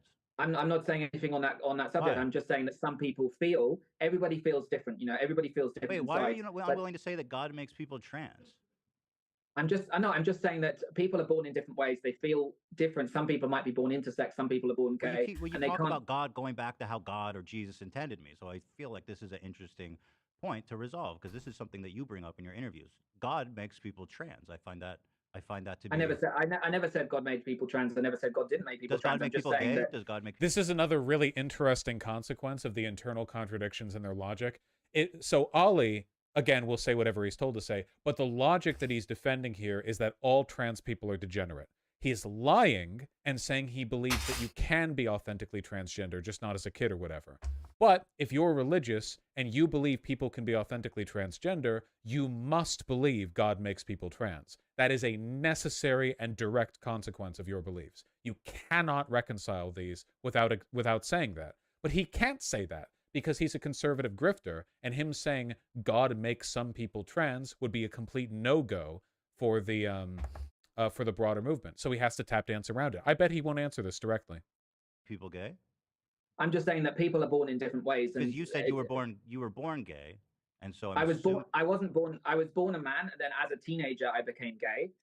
So it didn't happen from birth, but What? I was very feminine. I struggled with my identity as a kid. Was that your choice or God's choice? There's a lot of influences that influence people in life. God is all powerful, right? No, perhaps I wouldn't have turned out the way I did if I wasn't bullied, or perhaps is God all powerful? Yeah, God is very powerful. Yes, absolutely. All powerful. But is God all powerful? God is all powerful, but there are. So then He made you gay and trans people trans. No, there are. Why would God all powerful make someone so confused that they wanted to be trans? Well, actually, logically, it doesn't even make sense. If God is all powerful and He creates a being, and then this being lives through their lives and then says, "Oh, I want to transition," God made them that way. If God is all powerful, it's all part of His design. God wants people to be trans. Well, there are societal, environmental. God created society. Yes, correct. But I'm just saying there's a lot of human factors that influence. God created humans. If people are, yes, I know that, but if people are exposed to gender ideology, God created gender ideology. What I'm saying is a lot of these people would not have felt this way when they're born, but they're being pushed by society. God and things created around them society. to think that they're going to transition. God created society and transitioning as an operation. I mean, just where am I logically wrong? I don't see any logical conclusion that doesn't come to the idea that God made people trans. I never said God made anyone trans. I just said that society and the environment around people influence people. He's all powerful, right? You said he's all powerful? Yes, God is all powerful, but also humans have influences on other humans. But he made humans. But this isn't going to be with that. It's not, is it? Okay, let's go on. Do you? It's unanswerable. Now, of course, keep in mind that like even from a religious doctrine, this could be easily answered simply by saying yes, God made some people trans. But he obviously can't say that. So it's yeah. The other way to acknowledge it would be to say no, God made nobody trans, and every trans person is a deviation from God's design. That's the actual position of the people who are paying him to lie. That's the actual position he's meant to defend. But when he says it that, directly, he kind of loses whatever veneer of centrist objectivity some people might think he has. It comes across a little bit more tradcon than I think he could really pull off while looking like a, I don't know, facially neutered Ken doll. So, we're stuck in this contradiction. Again, no real beliefs, just shadow beliefs. Do you believe that the Bible is against transgenderism, or what's your thought on that as a I guess a newborn Christian? Well, the Bible was written a long time ago, and there are things in the Bible, such as in the Old Testament, that aren't relevant to today's society. We know that. So we have to adapt what was written 2,000 years ago to the modern day. But I'm not one for policing how adults live their lives. But I think transgenderism wasn't in the Bible because there weren't trans people visible back then. Of course, no. Look, I've even got this in my book. Even there was a Roman emperor that was trans. He used to. Wait. I haven't heard of them. We should check it out sometime in a research stream. Dress as a woman. So we know there's instances, but I'm just saying in the Bible itself. Did society influence him? Did society influence the emperor to be trans? Well, I wasn't alive then. Well, but, hold on. You wrote about it in your book. God dang, man. Yes, but so there were some Roman scholars that were around at the time, and taken from their writings, he used to dress as a woman, he used to act like a woman, and his wife would have to call him ma'am. Now, I wasn't around back then, so I don't know the exact details, but he thought he was a woman. So, maybe he could have been born like that. Some people are born like that, and they generally think that they're in the wrong body. So you don't have an opinion. Again, keep in mind that the Empress died at 18, so there's no possible way that any influence that she experienced could have come after adulthood. She died at adulthood. Though people tended to grow up earlier back then, obviously, because, you died at 5 or whatever after... You died at 5 after 6 long years working on the farm. So I don't know. Yeah, I don't know what you have to go with there. The idea of like actually, I'm okay with that. Empress was made trans. I don't know. Social contagion. On if the Bible supports transgenderism or not, or homosexuality even. No, the Bible was written a long time ago. Yeah, then why, but surely, I mean, why use the Bible as a guide for anything in your life because it was written so long ago? I don't understand that point. Because there's many teachings in the Bible that are very, very positive, about love and acceptance and kindness, and trying to help humanity. It was written a long time ago, so like I said, the Old Testament. There's also a story about this, sisters raping their dad. Well, that's what I'm saying. The Old Testament don't like that has one. Things. Okay, I like your optimism. So I'm saying the Old Testament. Oh, we're not doing the Old Testament. Okay, cool. So we don't believe. Okay. I heard you when you're on these shows. I noticed you talk a lot about this specific story of Jesus that inspired you. How he helped the lepers when nobody else would, and that you, at the time when you found Jesus, you felt like the leper. That's a nice story. Well, I thought it was a good analogy because I felt like for many years I was rejected by society. I was treated like an outcast, just like the leper. So I thought it was a good analogy to me. Actually. I agree. Mm-hmm. It is a really good analogy. What other Bible stories do you like?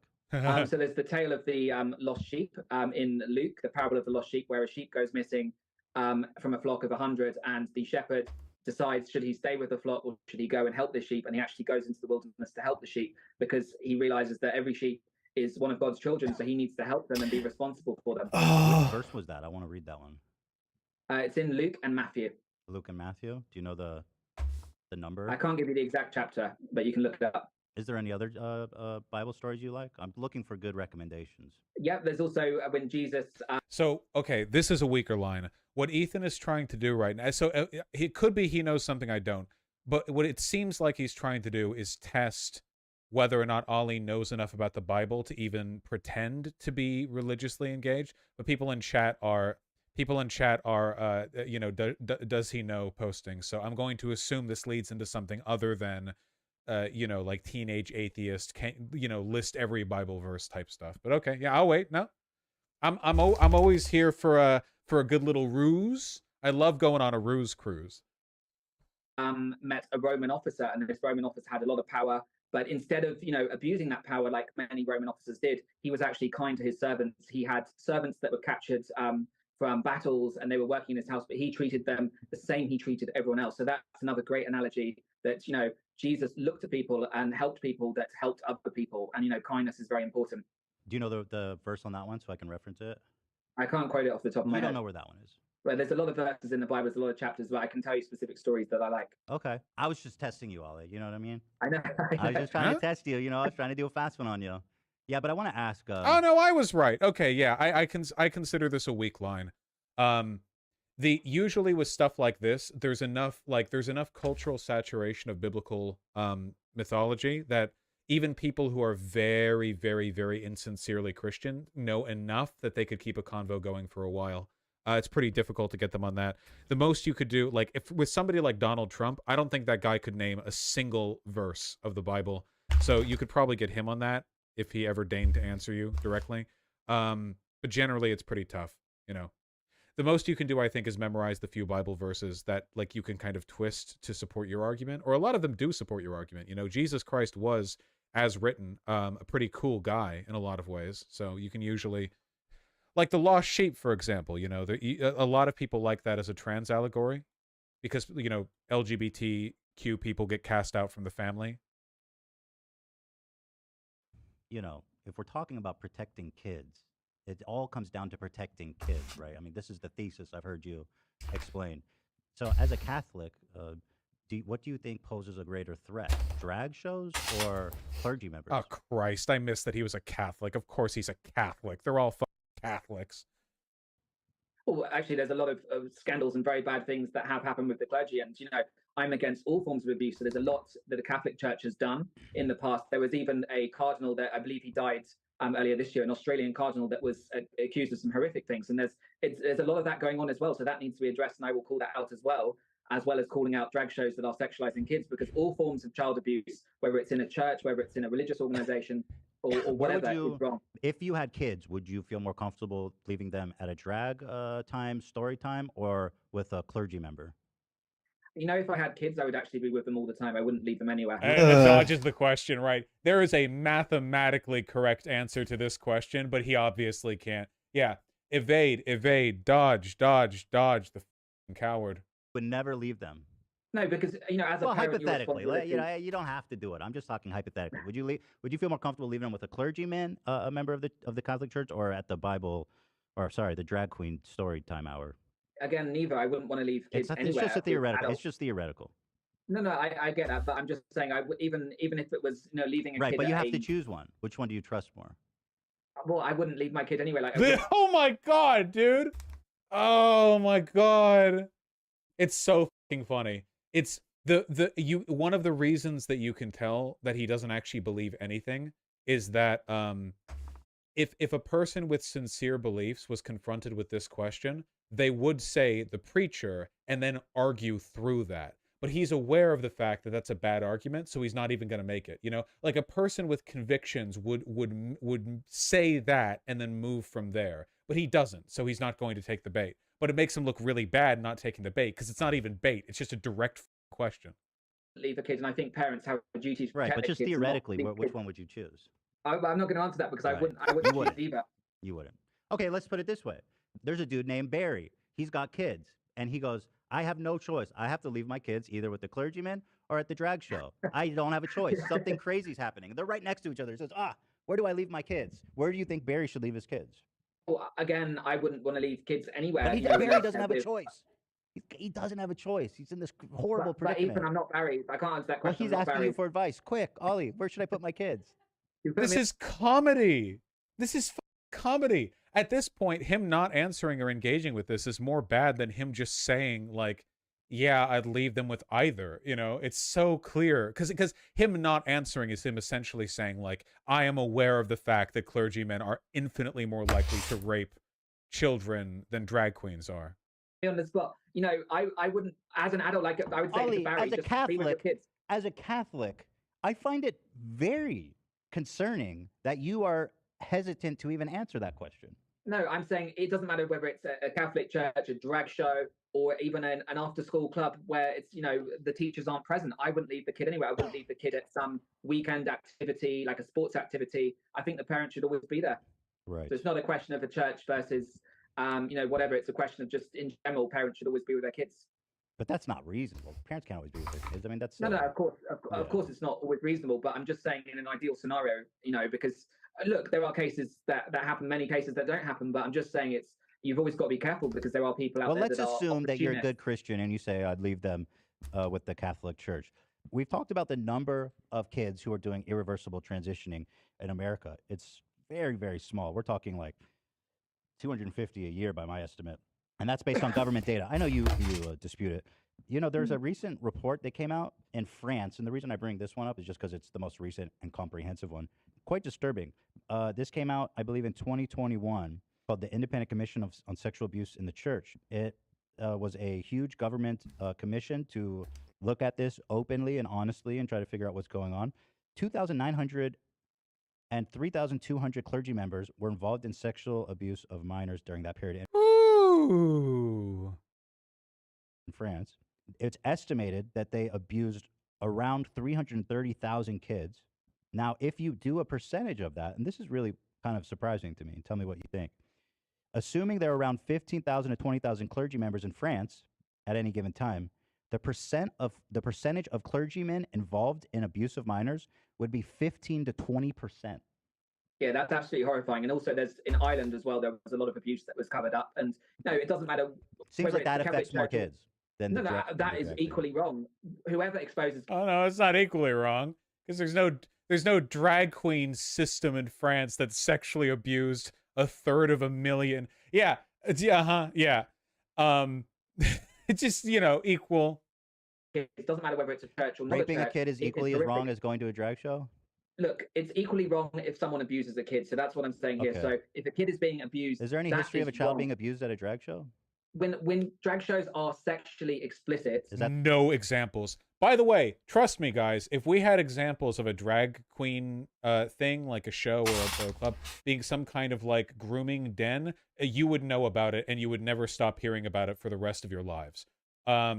Like they would never shut up about it ever. But we know for a fact that, like, I don't know, man, if you bring your kids into a church, there's like a 1 in 5 chance that like the priest there wants to rape your child, you know? It's like, oh yeah, well, whatever, that's just life, you know, don't worry about it. Oh yeah, bro. 0 confirmed cases of drag queen rape dens. Okay, yeah. That's a pretty big deal. You know, we got to do something about that. Global church rape factory. Yeah, whatever. Is that the same as raping them? That is also child abuse. I'm just saying, if a drag queen performs a sexually explicit act in front of kids, that is abuse. If we're worried about the kids, you're a member of an organization, which by my estimate, which again, it's just an estimate, but 15 to 20% of the clergy members are sexual predators. Why is it that you're focused on the drag shows and not the Catholic Church, when per capita and the volume is way more in the Catholic Church? Well, the specific organization, Gays Against Groomers, is focused solely on the issue of indoctrinating children, exposing them to sex. If it was called, you know, Catholics Against Groomers, that would be focused on that issue. But it's a specific issue. Not every organization can focus on every issue, but their job is to expose a specific issue within a specific group. And granted, like you said, in France, there was in Ireland some horrific cases. And, you know, it's the job of the Pope and the Catholic Church to vigorously investigate that, because it's disgusting for any person, whether a clergy member or not, to abuse a child. Is absolutely wrong, and it should be investigated to the full. And every single victim deserves seems to justice. me a little disingenuous when you're going to point.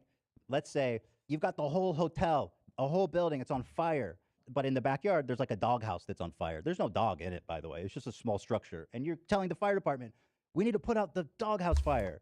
Don't worry about the massive apartment building that's on fire. Let's put out the doghouse. To me, that seems like you're focused on the wrong thing. What's the point of focusing on the doghouse when the whole building is on fire, right? Another good point to hit on would be to argue that Ollie London is actually promoting grooming because the Catholic Church is like a rape factory for children. And Ollie London is promoting the church by like saying it saved him, giving it money, presumably, giving it free PR. That he's basically like literally building like a bridge for children to be raped. And that the fact that he can't cite a single example of a drag queen doing anything like that is pretty telling, you know. Well, no, I mean, I talk up on my Twitter about all forms of abuse. If there's somebody that abuses a kid, if there's a news story, I do share on that. So, but I'm just saying the specific organization Gays Against Groomers focuses on a specific subject. But you're right, all forms of abuse are incredibly wrong, and they should also get light shed on them, 100%. Are you interested in firearm deaths of kids? Because that's the leading death, actually, of kids in America today. Yeah, that's absolutely horrific. What we see every day with schools being shut up, it's absolutely horrifying. Right, but somehow the drag show. No, children should be. Ethan, we're on the same page. I just don't understand why the drag show is more pertinent, because you're doing a tour, right? You're doing all the right wings. You even wrote a book, for Pete's sake, called Gender Madness. Why is this topic so important when we're talking about protecting kids? And there's just these incredibly more pertinent issues. Firearm deaths, the leading cause of death in kids, and you're talking about an organization with 15 to 20% of sexual predators, by my estimate. I just don't understand the focus on the drag show. Don't you think that the conservative movement is overly focused on transgender issues? Well, I mean, there's you've just highlighted there are so many different issues in the world, and I'm trying to focus on one specific issue that we have seen a rise in the last few years, a very shocking rise, But equally, the issue of kids in schools, that is horrific. Every kid should be protected and safe going to a school. Just like if a kid is at a church, they should be protected. No child should be getting abused. But, I'm specifically focused on one subject right now because, I've struggled with gender ideology. I've seen the trend. Can I just say really quickly, by the way? All right, I feel like now is as good a time. I should have said this earlier in the video when it was more pertinent. When it comes to protecting children from like overly hasty like gender transition stuff, is it hypothetically possible to like be too flippant and too fast when it comes to recommending children gender affirming care of some form? Of course, it is possible. Likewise, is it possible that people might identify as trans in a fashion that some people would consider a trend, like kind of in the way that sometimes like college girls will go as bi for a bit because they can get like hammered at parties, but then like 5 years later they go back to being straight and they don't really like girls that much. They just kind of liked being free at parties. Is it possible? Yeah. And I think the fact that these things are possible should be a factor in our conversations. Now, this doesn't take away at all from the fact that the overwhelming body of medical research we have is like uniformly in favor of my positions on trans people. That like overwhelmingly the regret rate is a fraction of the regret rate for like every other kind of medical procedure. That transgender people getting healthcare too easily is just not a problem. Doesn't change my positions on that.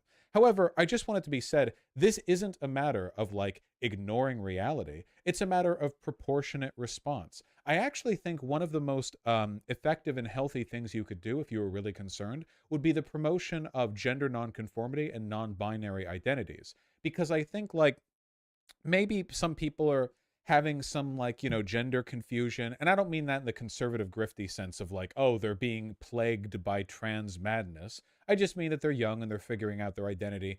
The existence of and acceptance of non-binary people is probably the best way to give people like a range of self-expression in the gender space without like the associated expectations of any kind of medical involvement. And then from there, that can be a bridge to something more if they want it, Like I think one of the big reasons why, maybe like people who are young want gender affirming care is because we have such a strong association between femininity and like having tits and a pussy, or like, being a girl and having tits and a pussy or whatever, where like we lock in these associated personality and behavioral traits. So conservatives will say, oh, well, you should be able to be a feminine boy. You should be able to be a tomboy, You can be a feminine man. You just don't have to be a woman.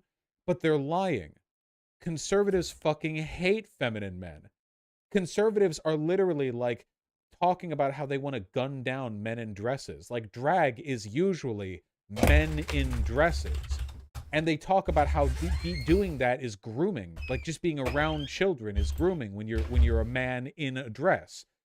And they don't like masculine women either. So I think a big part of this is the fact that like gender nonconformity is in many spaces not a big, not a well accepted factor. The huge spike in trans identified people, especially like young Gen Z types, I think a lot of them are non-binary people who are going to work stuff out over time. We might even see a drop in trans identification because as we get more permissive with gender nonconformity, fewer people feel the need to identify as non-binary as a way of kind of covering for that identity or opening up that explorative space.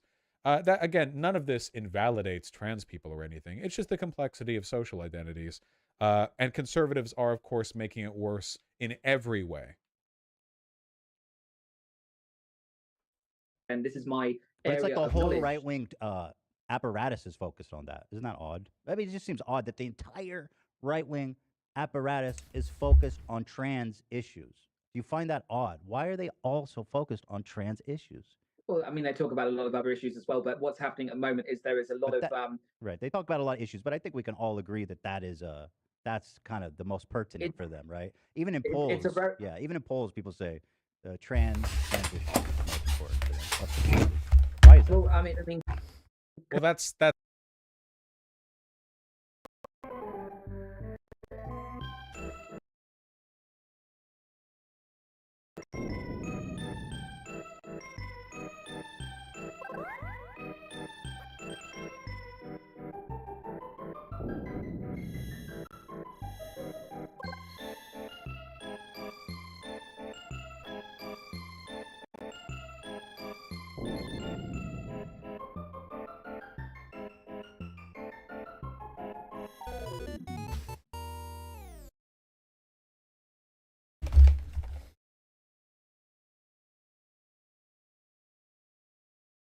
Wait, did I stop streaming?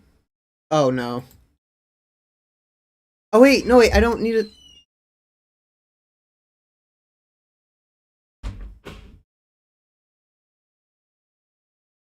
Oh, yeah, I'm still streaming. Oh, God, I forgot. Sorry, I was just taking a small break. Because I've been drawing for so long today.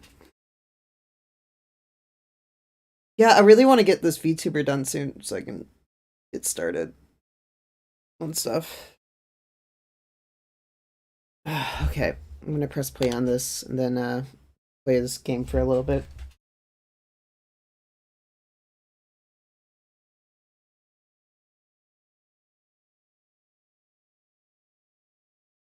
Okay. That's not actually true. It depends on how the poll is phrased, but a lot of the stuff we know right now suggests that the culture war support stuff is waning, even in the conservative movement. However, if your question is like, what's the biggest threat to like children or so, like depending on how it's phrased, there is still a massive obsession with, with transgender people. Correct, because it is a very big subject right now, because we're seeing every day these news stories of children with horrific stories at gender clinics. We're seeing drag queens, not all drag queens like I said, but we're seeing drag shows where they're doing very sexually explicit things, and it's become a recent phenomenon in the last few years, and it's rising every day. Yeah, so they're kind of like just speak up is because talking it's a about rising issue. They're trying to counter it before it gets even more out of hand, because we're seeing some very sad things. The Nashville police still haven't released the manifesto, but when Audrey Helen actually shut up at school, they said that the person's gender ideology may have played a role. They believe there was that's silly. Because I mean, who's they? Tucker Carlson? Yeah. See, centrist, just concerned about the kids, then reiterates every single far right conspiracy theory. Have I mentioned that you're selling a lunchbox with a trans woman on it? I don't think you mentioned it, Ethan. No, I don't think you said it at all, actually. Okay. So how do you if I haven't mentioned it, how do you justify this? I love Ethan so much. Okay. I'm just curious. Let me look at the photos. I mean, this is definitely for kids. It's pretty small. I can't even fit like a little bread in it, barely. And like, look, I mean, these blueberries look monsters next to that. That's certainly for kids, right? Yeah. It's too small for an adult. What's that? No, it's for anyone that likes K-pop. Do they only have like one image but grown-ups for the K-pop thing? For lunch, 5 blueberries. I mean, I know they have like a That's weird cute, obsession. I've been growing up like that. Wait, you would buy a lunchbox with a trans woman on it? Why would you do that? It's a K-pop. It's an image of a K-pop. I would buy it because it's cute. You know, I like K-pop stuff. I love Korean culture. It's a cute K-pop lunchbox. But clearly, you're not going to be buying it. Well, just because I don't. What a slimy person! They just Have you seen refuse to talk. Delphine's new merch? Interestingly, it looks quite similar to what they're selling. That's obviously you just photoshopped that. Oh wait, how dare you accuse me of that? Excuse me, Ollie. I'll have you know that's defamation. Kind of obvious because it says Elite Squad. Do you think? Well, hold on. We don't.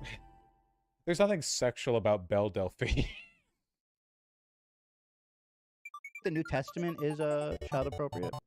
Yeah, there's some great teachings in the Bible that it's all about kindness and loving thy neighbor. Roman 1:26 to 27. For this reason, God gave them up to dishonorable passions. For their women exchanged natural relations for those that are contrary to nature, and the men likewise gave up natural relations with women, and were consumed with passion for one another. Whoa! Committing shameless acts with men and receiving in themselves the due penalty What for their the error. fuck? Why is Holy it that shit! you feel entitled to be gay? When it What? clearly states Like I said, that Ethan, like I said earlier, this book was written, a long time ago, where ideologies were different. And Ollie, you can't come interpret. on, we can't play that game where you pick and choose the Ethan, ones you you can't like. That's interpret. silly. You can't interpret every single line and take it as gospel. You have to choose the bits that are relevant to modern society and that are relevant. Well, what's to the point of doing the whole God's word thing if you're just going to pick the ones you like? I thought God's word was infallible. You can't be like, yo, God, I love you and you're infallible and all, but this one is a little outdated. That doesn't make a lot of sense to me. Even just like with other textbooks and religions like the Quran, people interpret it differently. Timothy 1:9 through 1:10 says, understanding this, the law is not laid down for the just, but for the lawless and disobedient, for the Oh my God. sinners, Oh for the my unholy God. and profane, and for those who strike their No! fathers and mothers, for murderers, the sexually immoral, It's and who nothing practice bad, it's just- homosexuality, enslavers, liars, perjurers, and whatever else is contrary to sound doctrine. What about Corinthians 6:9? Or do you not know that the unrighteous will not inherit the kingdom of God? Do not be deceived. Neither the sexually immoral, nor idolaters, nor adulterers, nor Come men on, who practice come on. homosexuality, nor thieves, nor the greedy, nor drunkards, nor revilers, nor swindlers will inherit the kingdom of God. There's a lot of lines that speak against homosexuality, but not a lot of lines that speak against transgender. So why is it that transgender, you should be more concerned about the fact That's that you really are, funny, actually. That's- No! Oh my God. But again, like I told you, That you thing's don't have to interpret scary. every single thing But there's a from the lot. Bible because, There's like a lot of anti-gay lines. society. This was written in a time society. Okay, let me was ask you completely this different, then. So What's you can't the interpret every single word, but you can choose parts of the Bible that are relevant to you and the modern society and learn from them, like kindness, which is a very important message. Do you think it's kind? The funny thing to me is that this like ultra cope with. Okay, so remember how I've said no religious person actually like cares about their holy text? They just pick and choose what's convenient to them or what's like already socially normalized. Every Christian, every Muslim, every Hindu, every Buddhist, everyone does this. They all do it, no exceptions. Nobody lives to the letter of their even monks make compromises. And you see this, and Oh my it's, God. it's unironically Where is like postmodernism, kind of. It's like a pick your truth, Well, okay, so the Bible is the word of God, but also it's written by a bunch of biased people who lived 2,000 years ago and didn't with different social standards. Some religious organizations will say that the word of God then is not the word of God today, which seems kind of inconsistent with the image of an omniscient, omnipresent force of nature that knows everything. And then you'll get cases like this. The Bible is unambiguously homophobic. I'm sorry. I've seen some people try to argue against that, like, oh no, if you read it in this specific way. Now, like, come on. So a lot of people, like what Ollie's doing here, because he's gay, he'll be like, well, that doesn't apply because it was of a different time, a different social standard. But if that's the case, then you've nixed the entire divine word thing, like off the get-go. Not that it matters. It's not like he believes any of this crap, but whatever. To tell a suicidal child that they can't transition? No, but I think adults have a responsibility to help that child's mental health support. So whether that's Oh God, If a this child is the best if part. a child is suicidal, do you believe it's okay for them to transition? Yeah, Well, this the problem with what basically you're saying the is that's ultimate the argument gotcha that he they gets. use as an excuse to coerce parents to transition their kids, but you actually have to treat the real issues, which is maybe the kid is suffering from depression or they have struggles with other What do you mean the mental real health issues? issues. No, but this is a real issue. Kids are suicidal because of their gender dysphoria. I mean, that's a real issue. But Ethan, what I'm trying to say is if you put a vulnerable kid that's already struggling with a mental health on very high doses of hormones or puberty blockers, Well, no. that is No, That's only going to that's lead to more after they issues. decide. That's after they decide. This kid is By engaging in religious rhetoric, Ethan is trying to impeach Ollie in the eyes of his conservative fans / enablers. Yeah, in this case, I feel like Ollie's fake Catholic bullshit isn't even necessary because the trad cath religious conservative type would never care about him to begin with. Look at him. I think that Ollie London is in the unfortunate position of being maybe the most transparently used conservative mouthpiece I've ever seen. His shelf life will not be long. He's too embarrassing to keep around forever. They had some extra money in the pot and they tossed it his way. I don't think he has much longevity as a mouthpiece for these values. So he's kind of hitting it while he can, I think, and then he'll go do some other grift or whatever, transition. Yeah, I'm not sure. It's incomprehensible to me. I think the majority of the people who like promote Ollie aren't being convinced by him and don't even particularly like him. They just want to signal boost another voice against trans people. Basically, they're doing what a lot of conservatives do with Blair White, where they're going, oh, wow, trans people. Oh, well, she can go. Yeah, whatever. Yeah. Whatever Where works. is it? Good job. One of the good ones? Nah, well, she's useful,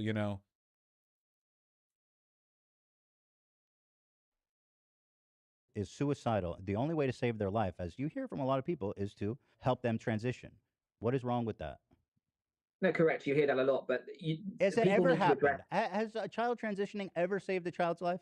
Well, you need to address the mental health issues. If a kid is Has it feeling ever that saved way, a child's life? Motherfucker answers a question. Ever. He never does. Transitioning. Yeah. Yes, of course there will be cases where. So if it saved even one child's life, then where do you get off preventing this from happening? You say one child's all that matters. If you can admit to me that a child transitioning saved their life, even one of them, why would you support a movement that outlaws it? You support legislation that makes it illegal. Why is that? Because firstly, these are kids, they cannot consent to this. They do not understand the long-term consequences. But you don't look at what happens later down the line, Ethan, You like said, 6 years down the line. We got to stick on this point. You said that transitioning has saved a child's life. Let's forget about all the other static. Let's forget about all the other static. Why is it that you would want to outlaw a medical procedure that saved a child's life? That's not kind, is it? No, you have to support the kids' mental health, but you cannot put them on hormones. Do you believe that it should be illegal? Do you believe that it should be illegal for kids to transition? I believe for medical transitions, it should be 18 plus, yes. Even if the kid is going to kill himself, as you admitted, it saved the child's life. You said that. So you believe this kid should kill themselves rather than transition? Absolutely not. Don't try to put words in my mouth. No, hey, I'm not trying to put any words in your mouth. I'm just trying to reconcile.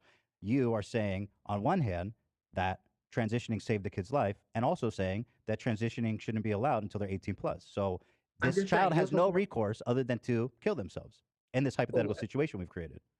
Oh my fucking god, I love him so much. Actually take the kids to somewhere that's a safe place where they can be surrounded by therapists. Right, they do that, but again, I don't want to focus on the static because this is a real situation. And let's say even if it's just one kid, let's stay focused here, Ollie. Ollie London would fail the mirror test. Life. You're telling that kid you cannot get that procedure. That's correct? I'm saying that kids can't consent to this. Kids need better mental health support, so there should be a focus on 18 plus. You're saying this kid cannot get the procedure that saved his life. That's what you're saying. I'm saying that 18 plus for all procedures on kids because kids cannot consent, so they need mental health support instead. Right. So the kid would kill himself. No, you give the kid. But then why did you say that it saves kids' lives, Ollie? Don't you understand? You're not making sense. I'm saying that there will be some kids that may feel better and feel like their life is saved. No. You agreed with me, Ollie, just a few minutes ago that transitioning has saved kids' lives. Oh, like anything in life, it can save lives, but also a lot of people. Like anything in life, what does that mean? What else? A lot of people will become suicidal later down the line because their body is completely messed up. There, so many different issues with their health that they're not being informed about. So it's about 99% don't regret it. No, I'm just saying that it's informed consent. Kids can't consent. If a kid is feeling that way, kids can't consent. Okay, kids literally can give informed consent for medical procedures. The medical age of consent in every state is what's it? Hold on. California medical age of consent. Minor who is 12 years or older has come into contact with infectious, contagious, or communicable disease. Oh, that's for disease. Yeah, California School-Based Health Alliance. Minor consent laws involve the right to access medical care. Let's see. 12 or over can give their own consent for services that prevent STDs. Oh, well, hope they're not needing to take advantage of that service too often. Man, it varies state by state, but like, the point is, like, okay, imagine if you have like a kid who has abusive parents, right? Like you're a kid and you're like a, I don't know, some Oliver Twist shit, some Victorian London orphanage boy or whatever, except you have parents and you have some kind of like developing medical problem, like you have some kind of burning in your stomach that's getting worse. And your parents won't take you to the doctor. You know, the point is, like, you should, if you're like 17 years old and 364 days, you should not go to the doctor with your like burning appendix and they tell you, yeah, well, like, sorry, parent has to sign off on it, dumbass. Go away. Like, that's just stupid, right? For medical procedures, depending on the circumstances, obviously. Now, if the parent is present and willing to add their consent, then minors get medical involved, like surgeries and stuff, all the time. Guys, intersex babies will sometimes have surgery done on their genitals to make them conform more to a male or female appearance consistently with no consent from the baby. There's no outrage about this. Circumcision. I'm circumcised. A lot of the people in chat are probably circumcised. I'm not, you know, negatively inclined towards my parents. It's in America considered kind of like a default thing to have done with your kids. But like, there you go. That's millions, tens of millions of unnecessary genital surgeries being performed on babies without any kind of informed consent. But then you have like a medically certified procedure, consistent, streamlined, useful, helpful, known. And now all of a sudden conservatives are concerned. Yeah, cisgender people will have gender conforming surgery, breast reduction surgery, boys, fatty fat boys with fat tits, gyno, will have that surgically removed. Because that's not consistent with, like, you know, male presenting appearance. Consent to anything. What are we doing? We're not allowing them to. Kids can't consent to go to church. Kids can't consent to go to school. Kids can't consent to anything. We as parents make the best decision we can for the welfare of the kid. Don't you agree? I mean, this whole idea of consent is kind of moot when you consider all the things kids do in their lives every day. Well, it's like a little kid that wants to be a dinosaur. Do you suddenly give them a surgery? Do you think that wanting to be a dinosaur is comparable to gender dysphoria, which is a known medical condition? I'm saying that some kids. You said it's like kids wanting to be dinosaurs, Ollie. I don't understand the comparison. Well, no, it is. It's like some kids change their mind about certain things. They're not mature enough to make these decisions. Do you think wanting to be a dinosaur is comparable to being trans?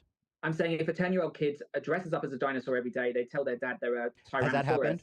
Can you cite that happening? Yeah, a thing that yeah, exactly, like a thing that happens in the real world. By the way, yeah, I don't think kids are old and mature enough to fully understand the implications of joining a religion. Why do we allow babies to be baptized? This is literally like a gigantic ideological and social decision that's being made for them. You've been speaking about theoretical things. I'm speaking about no. Well, we're talking about theoretical. We're talking about theoretical situations, but they are happening in the real world. There are kids whose lives are being saved because, and this is the small amount of kids who undergo it, very small amount, that do it under doctors' supervision and panels and stuff. It's saving their lives. This is happening. Okay, people are not. As far as I know, maybe you can correct me, saying I'm a dinosaur. I need to transition into a dinosaur. No, I'm saying, yeah, the kids want different things. They don't understand or comprehend. I notice you're saying I'm saying a lot. You say things, but you don't like to stay accountable to it. You say, no, I'm saying this. No, I'm saying this. No, I'm saying this. Why won't you give me definitive answers? Well, I'm equating it. You know what? It is the same. If a child wants to be a dinosaur, you don't cut off their it's the same body part. It's the same. It's the same as being gender. It's the same as medically transitioning a child and giving them surgery. Good. I'm glad you said that. Gender dysmorphia is a known medical condition. Is there any literature about transitioning to be a dinosaur? Not that you know of. Right, but you said it's the same, but clearly it's not, right? Because no, I'm equating. Transitioning is accepted. I'm equating a kid. Sorry, I'm equating a kid identifying in a different way. You don't just suddenly say, if a kid feels a certain way, oh, we're going to do this operation, we're going to give you hormones. Kids Of can't course that consent doesn't if they happen, generally Ollie. feel like that their That whole doesn't life, happen. do it as an adult. That doesn't happen. Except, wait, hold on. We do that all the time with literally all psychiatric issues. You know, children as young as like 8, like sometimes even younger, can take medication for depression or anxiety or schizophrenia or any number of conditions. How exactly do you determine whether or not a child needs that medication?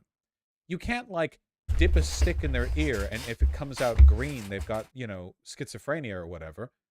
It involves mostly testimonial from the kid. How do you feel? And then we make medical decisions.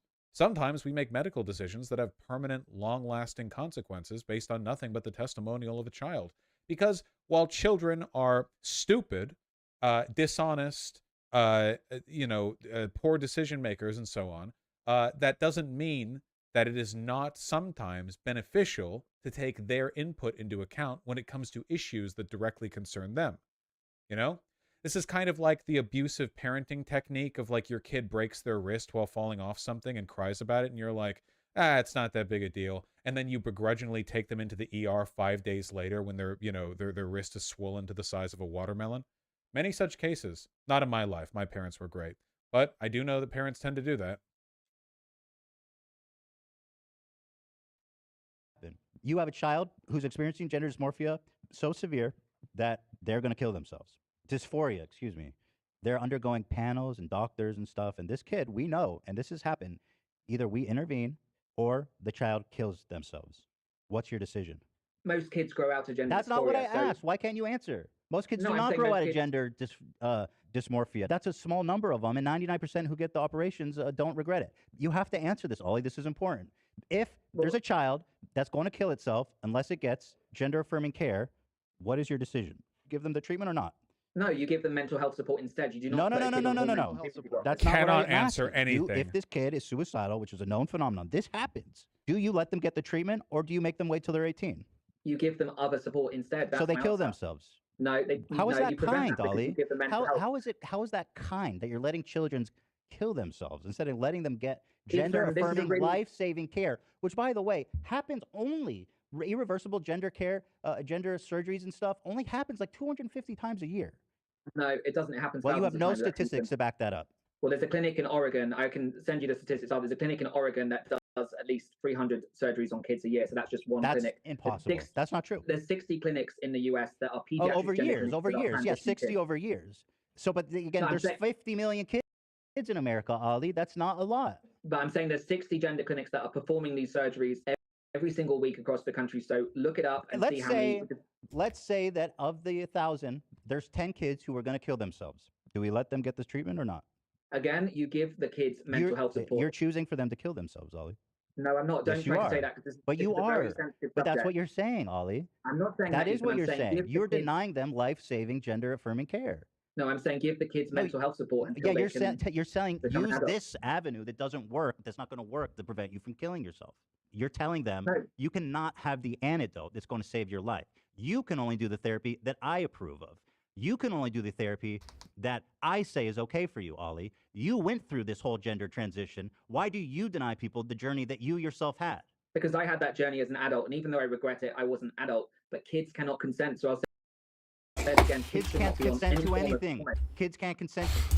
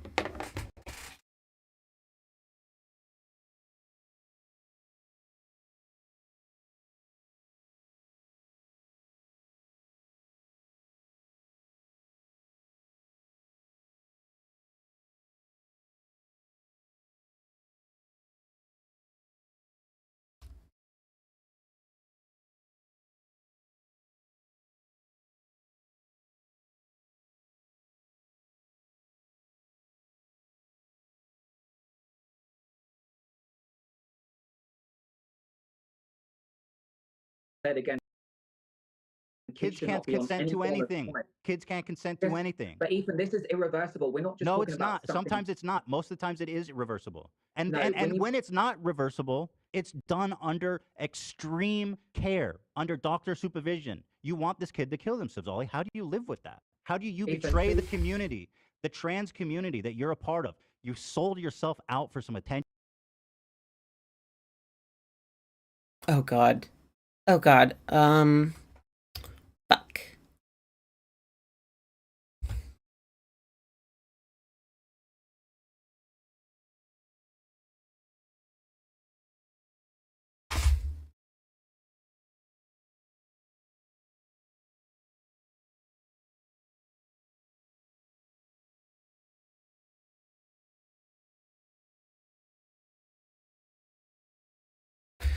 My God, this is so annoying. Like, it always does this. Oh my God, stop it. Stop it. Jesus Christ.